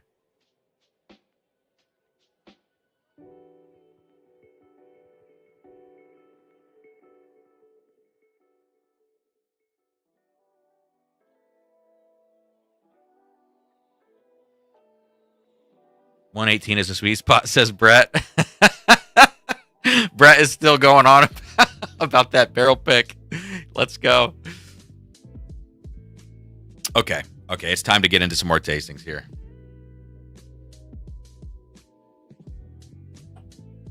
All right, into the Woodford Double Oaked. Standard proof, 90.4. $200, right? Isn't this 200 SRP?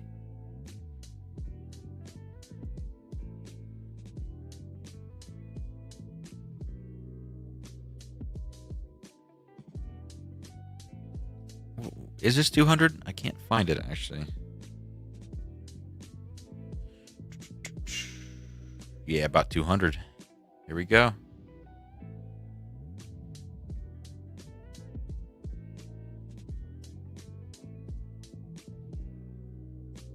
Mike says, Brett's right. I like PFG. Just pour DD3 next to it. Kills it. Like, Mike, it's not as dark. It's not as mouth coating to me from all the extra oak. But it does have that rye spice to it and that more balanced influence of the second barrel. That's what I like about it. But if somebody just wants pure, you know, mouth pleasure, then you might want the PFG, you know? I think I lost my AirPods. I think they died. If the sound gets weird, please let me know. While those things charge, my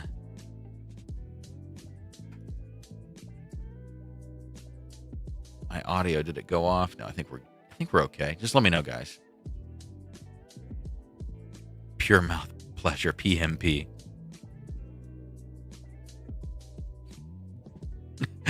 yeah, Joe. Pretty close there, dude.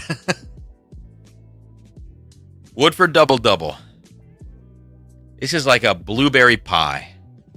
It smells like blueberry pie, and it's super yeasty, and it's pure chocolate.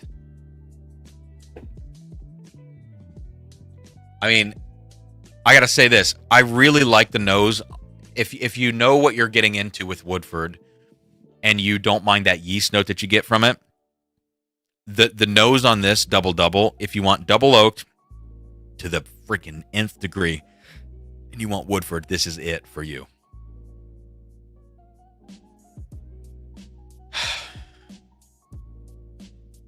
It's great. And at 90.4, this actually smells more like 100, 105 proof on the nose because there's so much concentrated flavor packed into this.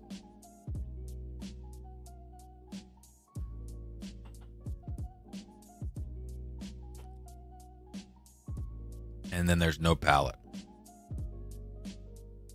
There's no palate. All right, I got to give it one more shot. I'm coming off the higher proof stuff, even though I've been freaking talking for 30 minutes.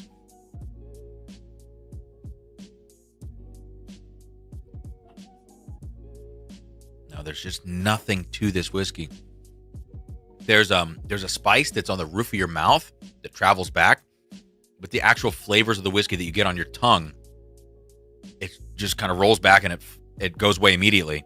And then you're left with this double oaked spice on the top, roof of your mouth, and then in the finish, you know, it's very kind of tannic. I feel like I've said that so much tonight, but we're talking about aged whiskeys and double oaked whiskeys, so you know, you get what you get.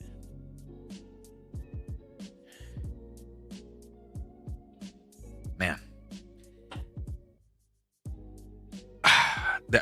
this will be a guilty pleasure pour for some people.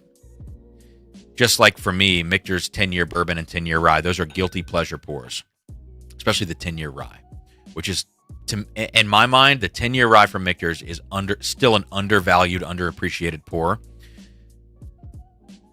And I will unnecessarily buy backups of that bottle, which I have, and they're in my basement right now, even at the low proof. The equivalent to that for Woodford, the folks that like Woodford Double Oak, they've had the double from the Distillery before. You find this bottle, but it's $200 freaking dollars. If you're in it to win it with this stuff, you're gonna probably end up still buying 2 of them, even though the palate is completely uneventful and not even there. But for me, this is probably the biggest highway robbery that I've felt from an SRP perspective in the whiskey industry in recent memory. The other one would be Wild Turkey Master's Keep Triumph. That was the rye, I believe. Low proof 10-year rye, which there's zero association from that whiskey and its flavor profile and drinking experience to the $325 SRP. No, not it. And this is in that same category of where I feel like I'm being completely robbed blind by the price of this whiskey. What's up, Rob S? Thanks, man. Yeah, Prozac says it's aged 2 years in the second barrel versus the normal 1 year. Dumb marketing shit. That does, like, to me, it is dishonest. This, in my mind, on the label should probably be called like double extra aged, double extra oaked. You know what I mean? Which Old Forester did. Old Forester did 1910 extra old and 1910 extra old.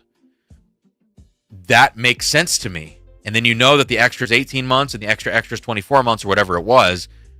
This should not be called double. I don't agree with that. I think it is misleading, actually. And especially at the price point, none of it feels good. But if you like it, you like it.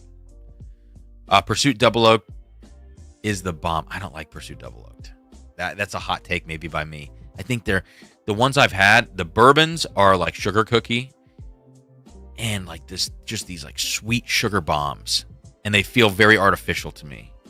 And then the ryes have this I've only had one of the ryes, but it was this like very medicinal fruit quality that I wasn't a fan of. The Pursuit Double Oak stuff, all of it that I've had has felt extremely forced. And now I've had some of their single barrels that have blown me away, but I'm not a fan of that Double Oak. I think I understand why people are, because those are like very new profiles. I can't think of anything else like Pursuit Double Oak bourbon that I've ever tasted. The ryes maybe a little bit closer, but it's not for me.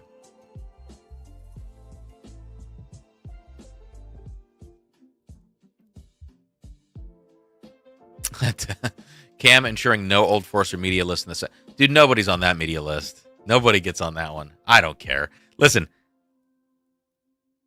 it is worth saying, I think at some point in the stream, that I already said, like, I bought these Jack products at a crazy markup, you know? And I do that because, number one, I can't get them myself. But number one, I can't get them myself. Number two, I don't ever ask to be on media lists. I just don't like to do that. It doesn't. I've never done it. I probably never will ask to be on a media list. I'd rather just build a connection. I'd rather build a connection with a distillery naturally than artificially just send the email. I just don't like that. Some people are really good at that. I'm not good at that. But then number three, I have skin in the game. If I spend $1,000 on this new Jack lineup, I'm going to be like, well, some people might say, well, then you need it to be good to justify your purchase. Hell no, I don't. I would like nothing more than to be wrong. You know, it's a gamble. It's almost like it's fun for me. It's entertaining for me because I get to take the money that comes into the channel through the Patreon and stuff, put skin in the game on this, and then actually judge these things in what I feel is like the most honest way that I can. Like Heaven Hill 18, I spent $1,300 on Heaven Hill 18 when it came out, and I shit all over that bottle. So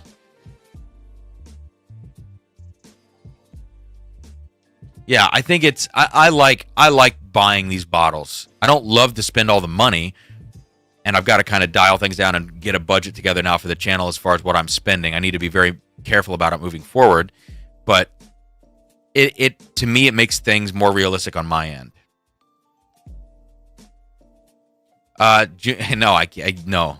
If anything's bought on secondary, that is personal money. That's not business money. Sam, surprise. I've enrolled you on every media list possible. Just let them know that the request didn't come from me.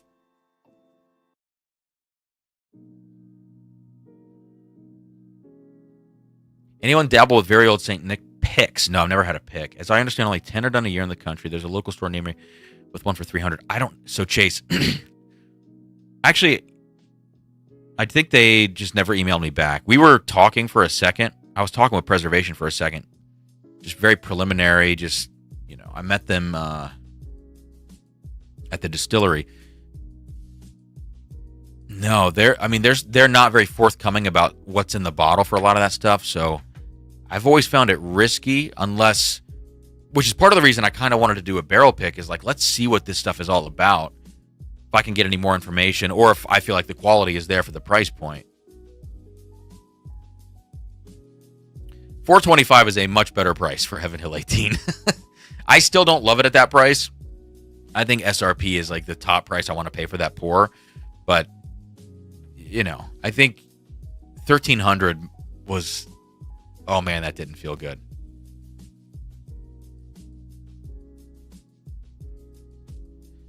Jesse, so Cam's never going to tell us good, but not a penny over SRP when he got the bottle for free. I don't know if that's like a reference to something or not, but I've said, people have given me shit about saying stupid things. Like, I can't wait to go to this high proof Woodford. When I said something about, maybe I said on the stag video I did about, I wouldn't even pay SRP for the stag. Like, I have too much whiskey to drink already that even if I bought this at SRP, I would never get around to it, which is the truth. That is the truth. Someone was like, you wouldn't buy this at SRP. You're full of shit. Okay.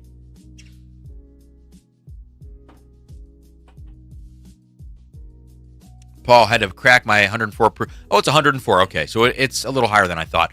Pretty good, but not mind-blowing. To me, it's not. It's like $125, $150 whiskey in my book. Rich disagrees on Heaven Hill. Yeah, some people like that Heaven Hill profile. I prefer the really dark Heaven Hill profile that you get from those 20-year single barrels. Like, that's what I key into, which Heaven Hill 17 had. But then 18 to me had that much brighter profile.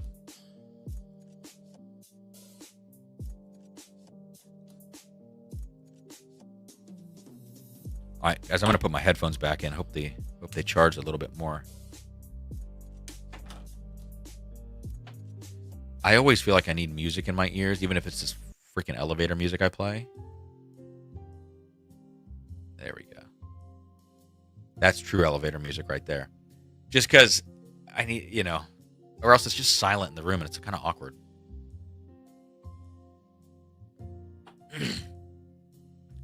Jesse, not a reference to anyone in particular, just a lot of folks who are on media lists get samples of highly allocated stuff. Don't consider the cost. Rest of us have to pay to actually get it. Yeah.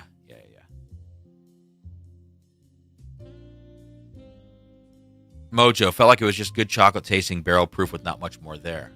Okay, so we're talking about this now. Joe, I hate you so much. Okay, guys, that's what I love about Joe. Is Joe will be hanging and just chilling and lurking in the background, and then he will hit you with this surgical strike, like this comment right here. Richie, Cam, off topic. Do you like Rush? I never really grew up listening to Rush. I like Rush, but I know the hits. That's all I know. I'm not deep into Rush. But like as a drummer, you're on YouTube, in 2006 trying to watch, videos of Neil playing stuff. That definitely happened. 17 blows 18 away, 100%. Carter, I'm gonna get back to you on this Discord thing, by the way, man. We had to go through and reorganize the Discord because of people getting in from invite links. So we had to purge everybody out that got in from an invite link and have them connect their Patreon to Discord so that they could join back in. So I'll hit you up about that. Just make sure you know the process to make that happen. As far as the Patreon issue, you mentioned desktop versus mobile. I don't see anything on my end that I can do. So I'm not sure if you have two different accounts maybe on each of those for different people you're subscribed to, but everything looks good on my end. I think it's just the Discord thing we need to figure out.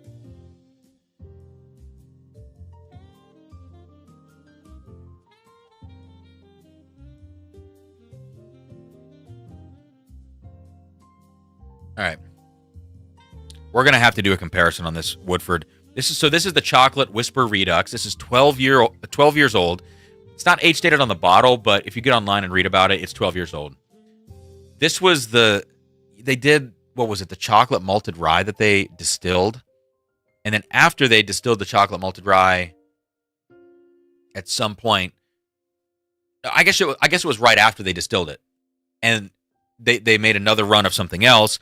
That became, I think, Chocolate Whisper is what it was called, maybe. And then this is now like 4 years later after the Chocolate Whisper, whenever that was. So this is now 12 years old. It still has some of the influence from the still being run with that chocolate malted rye or whatever it was. So that's going to have some influence still on the whiskey that comes after it. So you get this. Now they bottle this at 139.4. I think that's the highest proof Woodford that's ever been bottled. 375s. I think these are like $100, maybe. I paid too much. Again, I got this right out of the gate for $225 for a half bottle. So I think down to 160-ish now, maybe. Let's see. But maybe an Elijah Craig barrel proof comparison is in order because of the age statement on this and the proof.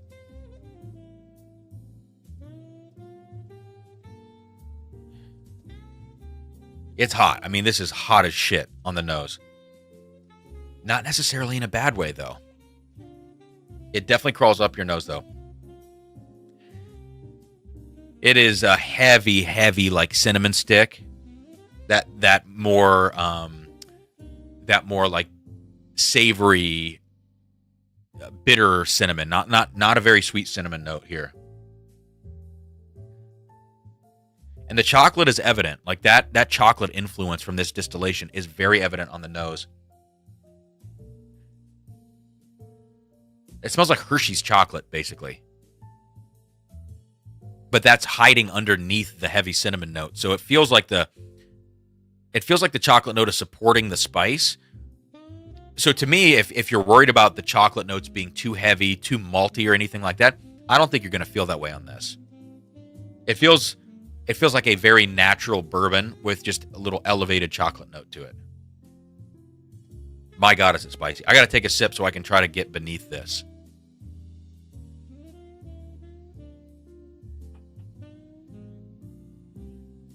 That is hot. Oh, damn, it's good though.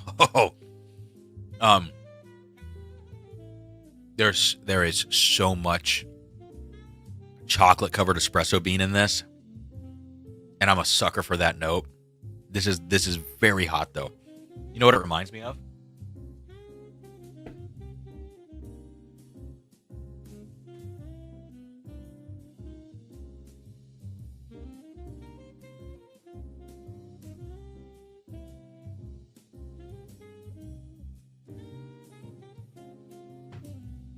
So this is a Scotch. Automatically, we're going to lose 100 people.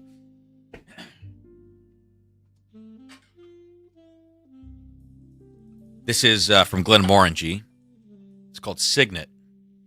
And very early on in my Scotch journey, Sarah and I picked one of these up. After I played the biggest concert that I'd ever played at that point, January 2020. I played this show in Dallas with the Dallas Winds at the Meyerson Symphony Center, which is this just beautiful hall in downtown. And at the time, you know, I was real early on in my career. I was probably making like $30,000 a year. You know what I mean? Like very, very early stages of doing all that and starving musician on the road all the time, literally losing money. Like, anyways, maybe TMI, but my thing that I said to myself was, you're going to play this big show. It's going to be this big jumping off point in your career, which ended up being like the last major performance that I ever had as a soloist. at that level, because then COVID hit and it wiped everything out. And I had some other things that I did, but nothing to that point. And that was supposed to be the springboard for the career, right? But I said after that gig that I was going to buy one of these bottles, and it was at the time unthinkable for me to spend this much money on a bottle of scotch. It was like $200, $215 or something. And this has a very soft spot in my heart, this Glenmorangie Signet. And so this is made, I believe, with chocolate malted barley. And it's a very, very coffee-forward scotch.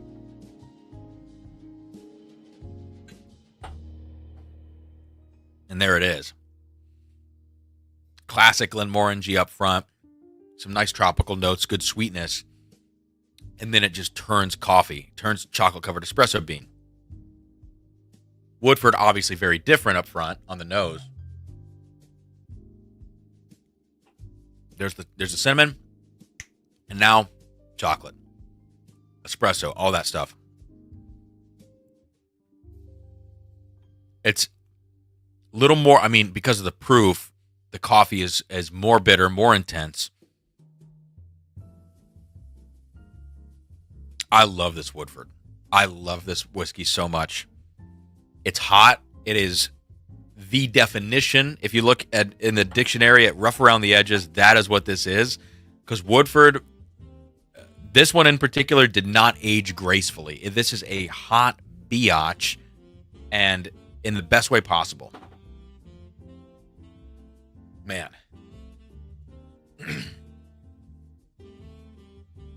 Paul, yeah, listen, man, you already cracked a Triumph. I don't know if you want to go crazy, but I'm not going to say no. Prozac says, wow, that was the first expensive bottle of whiskey I ever bought after passing my board exam back 5 years ago. It was $180. Crazy. Yeah, it's like $280 now. And they're doing like a reserve edition or like even a higher level of, I think, of Signet. I'm not sure if that's out yet, though.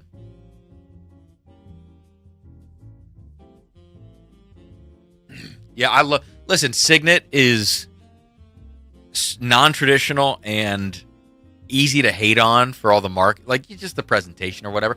I will always love this bottle. I will always own a bottle of this. I don't care. Non-age stated, don't care. Colin, you're still here, bro. What's up? Yeah, automatically gonna lose. You start talking scotch to bourbon people, and that's maybe the quickest way to lose it all.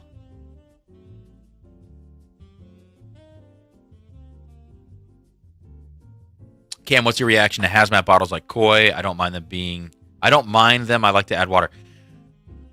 Good. Listen, good whiskey's good whiskey, hazmat or not. That's like the name of the game for me.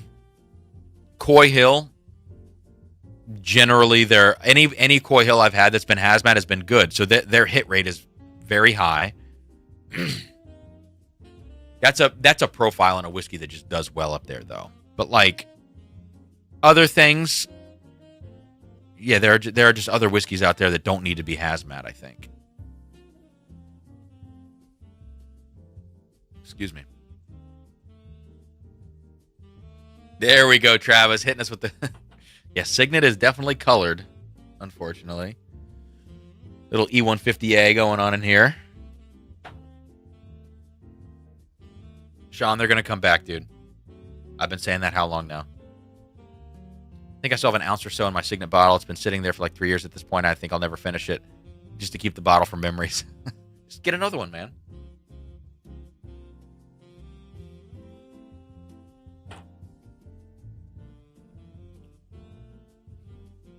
Look, the Woodford Chocolate Redux is not like...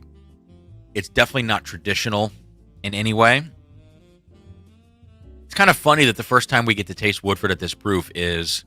And at this age, is them kind of getting these barrels out the door, you know, these barrels that are influenced by that earlier distillation run. But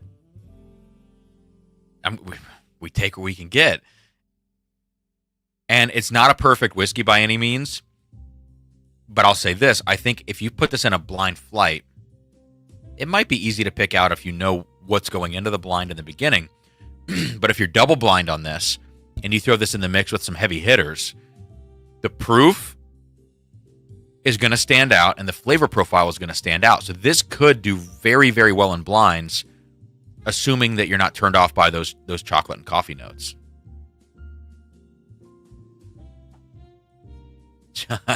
Is the scotch gone yet? Can I return to the stream? Come on. All right, what else do we need to taste? Let's see. It's not going to be good to go to like something like 6 years old at like 100 proof. That is not the move right now. I got to be careful. 10 a.m. dress rehearsal.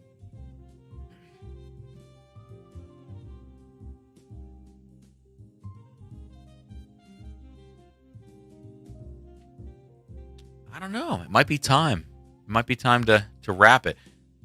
Ardbeg, says Sean. Not Ardbeg. I've got, what do I have here?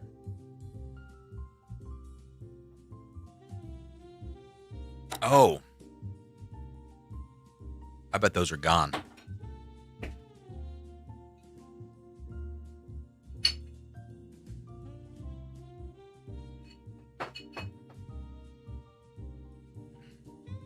All right.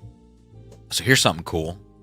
Just a little River Roots hype for everybody out there. And especially those of you that have groups that do barrel picks and stuff like that. Cam, how can you go from Signet to a bourbon unless it's that hyped up JD? I do the best I can. That's all I can do. Dan, I haven't tried that yet.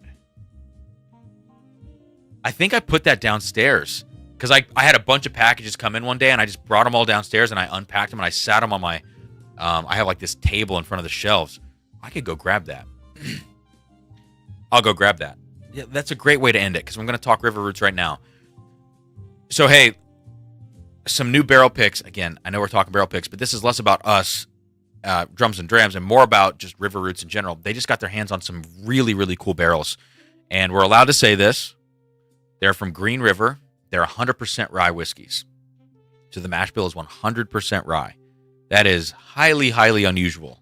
I mean, some other places will do that. I think Kentucky Artisan does that maybe. But all I've ever heard are good things about that 100% rye mash.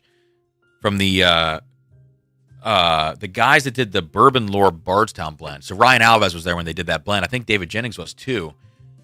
And I remember one or both of them, or maybe in a video, somebody saying that the 100% rye Green River was almost the base of the blend because the whiskey was so good. Get a glass here. And so River Roots got some of these barrels in, and we just did a pick up there. Actually, I went up and tasted them, brought some samples home. Sarah and I made the final decision the other night. We ended up with a short barrel of 90 bottles at 132 proof. So that's a cool whiskey. And then we got another barrel with 145-ish bottles.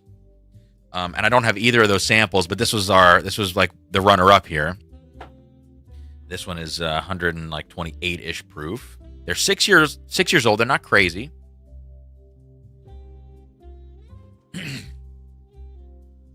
Yeah, Jake, we don't need to touch all that.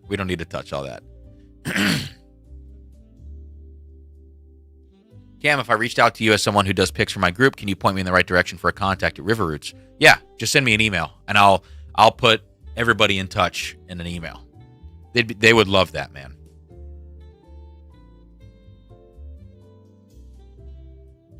But anyways, these 100% ryes from Green River are awesome. They're totally unique, and they're not rye whiskeys in the way that you would think of like herbal and dill and very green notes. The only thing that makes these a rye in my mind on the nose and on the palate is like this, it's like mintiness. It's like a mint note that comes out with peppery spice, but nothing herbal or green or vegetal or anything like that. So then along with that, like mintiness, you get this kind of, like this vanilla icing kind of sweetness. And then they have different profiles. Some of them are caramel heavy. Some of them are very like strawberry candy heavy. And then there's one barrel. This freaking monster. They've got this one barrel that is so funky, and I'm still not certain that I should have passed on it. I hope River Roots releases this barrel. It smells like tobacco, just straight tobacco. It's so weird.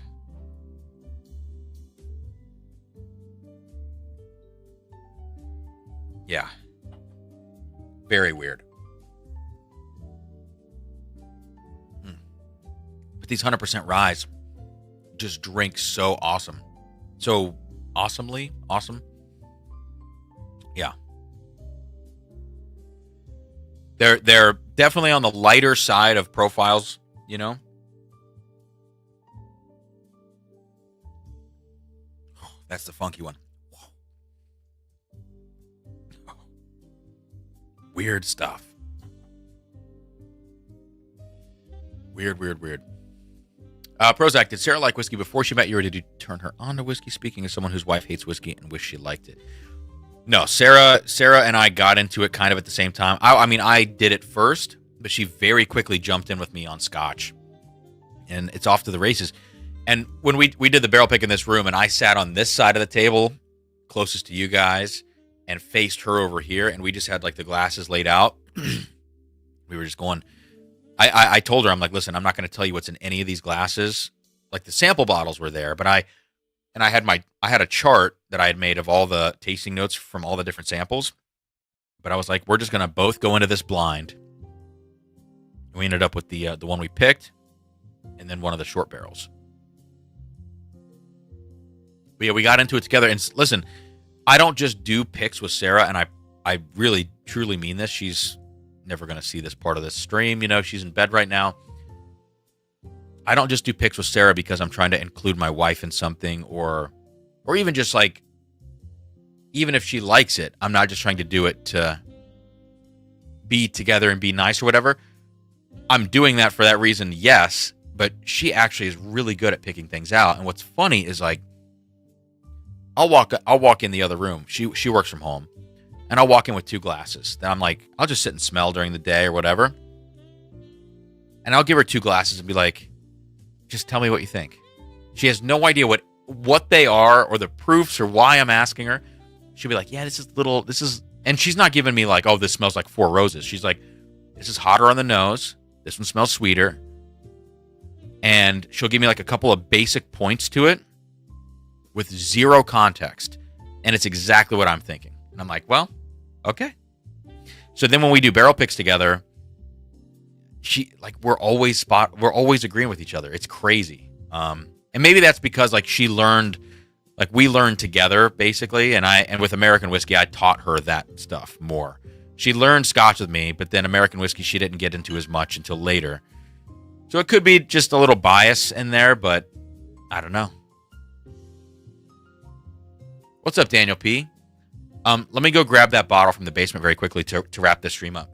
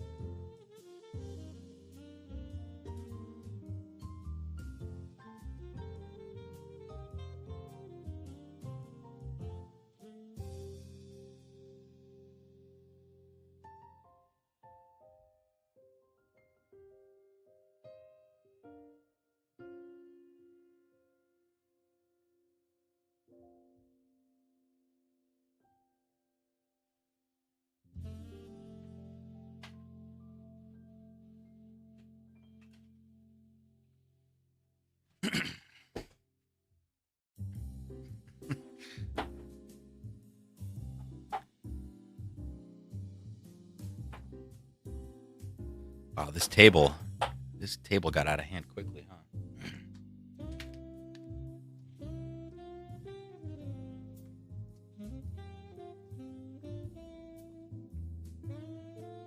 All right.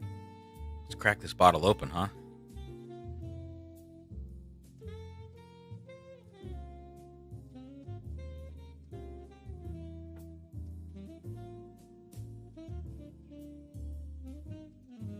All right. Sweet. Yeah, there's a lot. What is going on here? It's not fully. Okay, we're good. Oh, is this real cork? Wait. Is this an old cork? Wow, I thought River Roots had only synthetics. All right, so here we go, guys. This is barrel 917 from River Roots. This was the surprise drop the other day. Okay.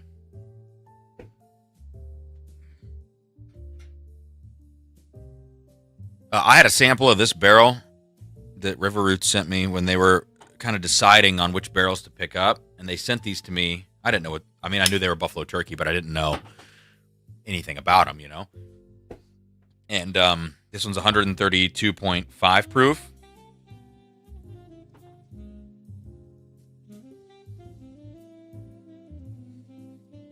Yeah, and I fell in love with this bottle, or this barrel,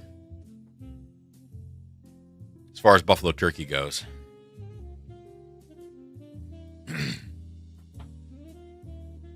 Was your Evernorth rye pick Sagamore? Yes. Yes, those two ryes were Sagamore. Man. So this is hot. I mean, this is not a shy a shy bourbon. 132.5. 15 years, 9 months. I liked all the 15-year Buffalo Turkeys better than the 16s. The 15s all felt darker to me. Now, this does have a trop. Man, this is really, really intense. I know it's a fresh crack. You can smell that tropical fruit note you get on a lot of these, like that pineapple-y mango thing. Let's taste it.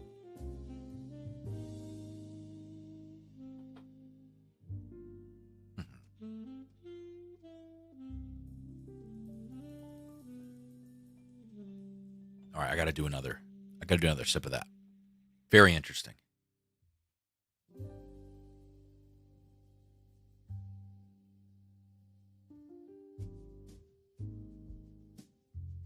Huh. Wow. I think this is going to change a lot with air. I think it's going to change a lot.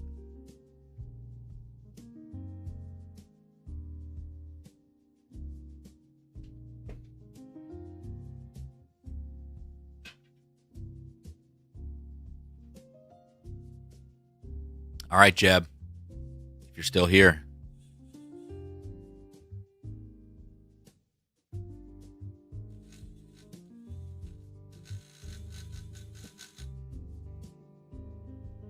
The funniest part about frothing whiskey, shit, that helped this one. It does not help everything, but it helped that one. The funniest part about frothing whiskey is when all the like shit that flies out of the glass, it just totally soaks you.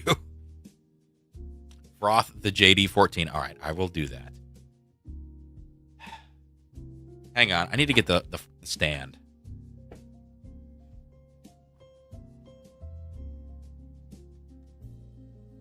This is my unicorn. Oh wait, I gotta turn around. My unicorn frother. There's not a lot of room on the table. Joe, what made you say think it'll change a lot with air?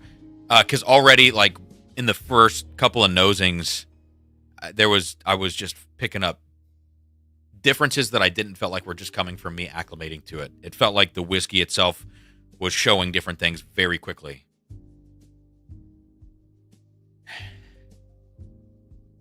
Wow, so that quick froth integrated the kind of more sour tropical fruit notes with the base oak profile, and now it's kind of all showing together.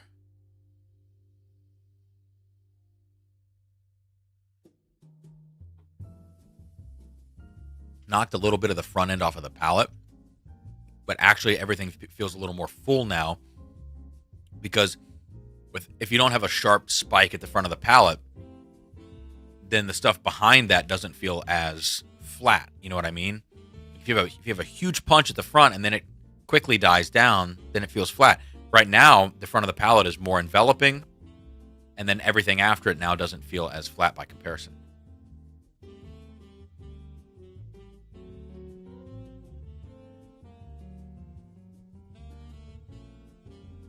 Wow, I really, really like this. I think the first barrel brain, like the shorty, the 50 bottle shorty, I think that one's better than this. If I had to just go off of memory, I'm not going to do a comparison. There's no sense in doing that right now, and already in deep, but yeah, I do like this. I fell in love with this barrel on the sample. So there was another one in there too that a group got that I think is also amazing. All right.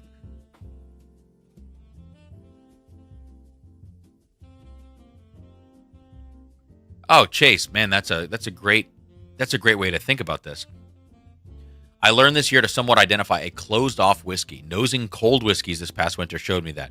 Yeah, so if you have a cold whiskey, the aromas don't come out as much, and generally colder whiskeys show more oak, which is, I don't know why that is, but that's always been the case for me. But if you have a hot whiskey, like over room temperature, you're going to get more ethanol out of the glass, and just, you know, it's going to feel like too much is coming out at you. So a closed-off whiskey obviously exists at room temperature, but it's easier to pick that up on a cold whiskey.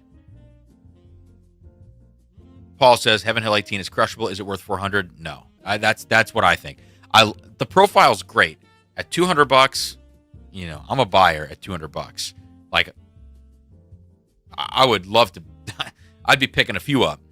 At $300, I'm grabbing one, and then above $300, I'm not grabbing any, which is why I haven't bought any on secondary for $400.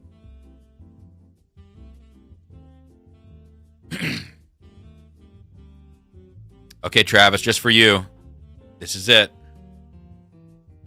Jack 14 frothed.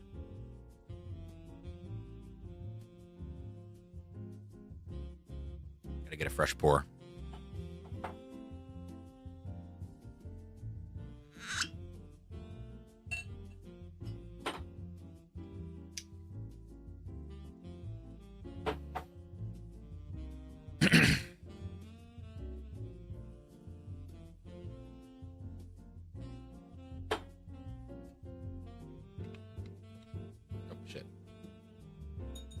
That was not cool. All right, Jeb, I got to figure out this technique, dude. I just angle it away from me, maybe.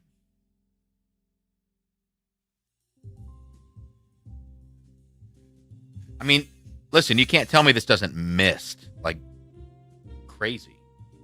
All right, Jack 14. Whew, that kicked up all the acetone. I mean, that's a lot.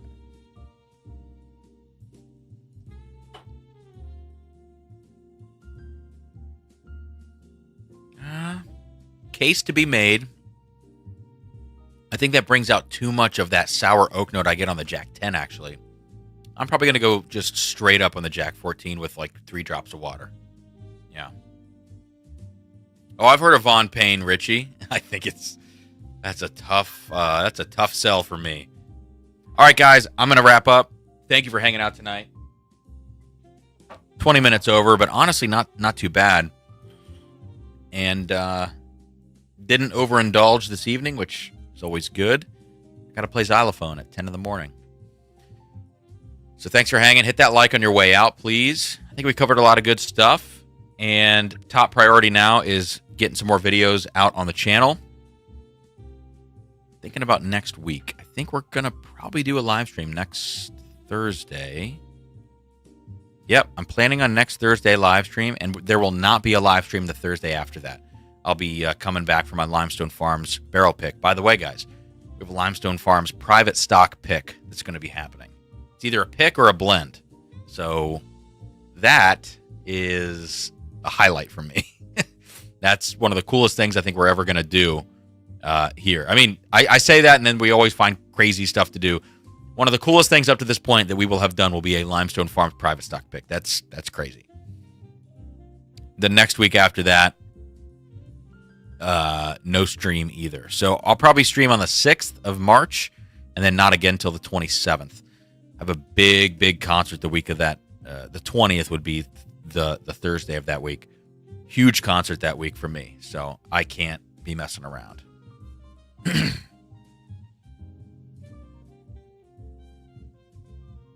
Good luck hitting the xylophone. Thanks, man. All right, guys. This was fun. This was a really fun live stream for me, getting into all this stuff.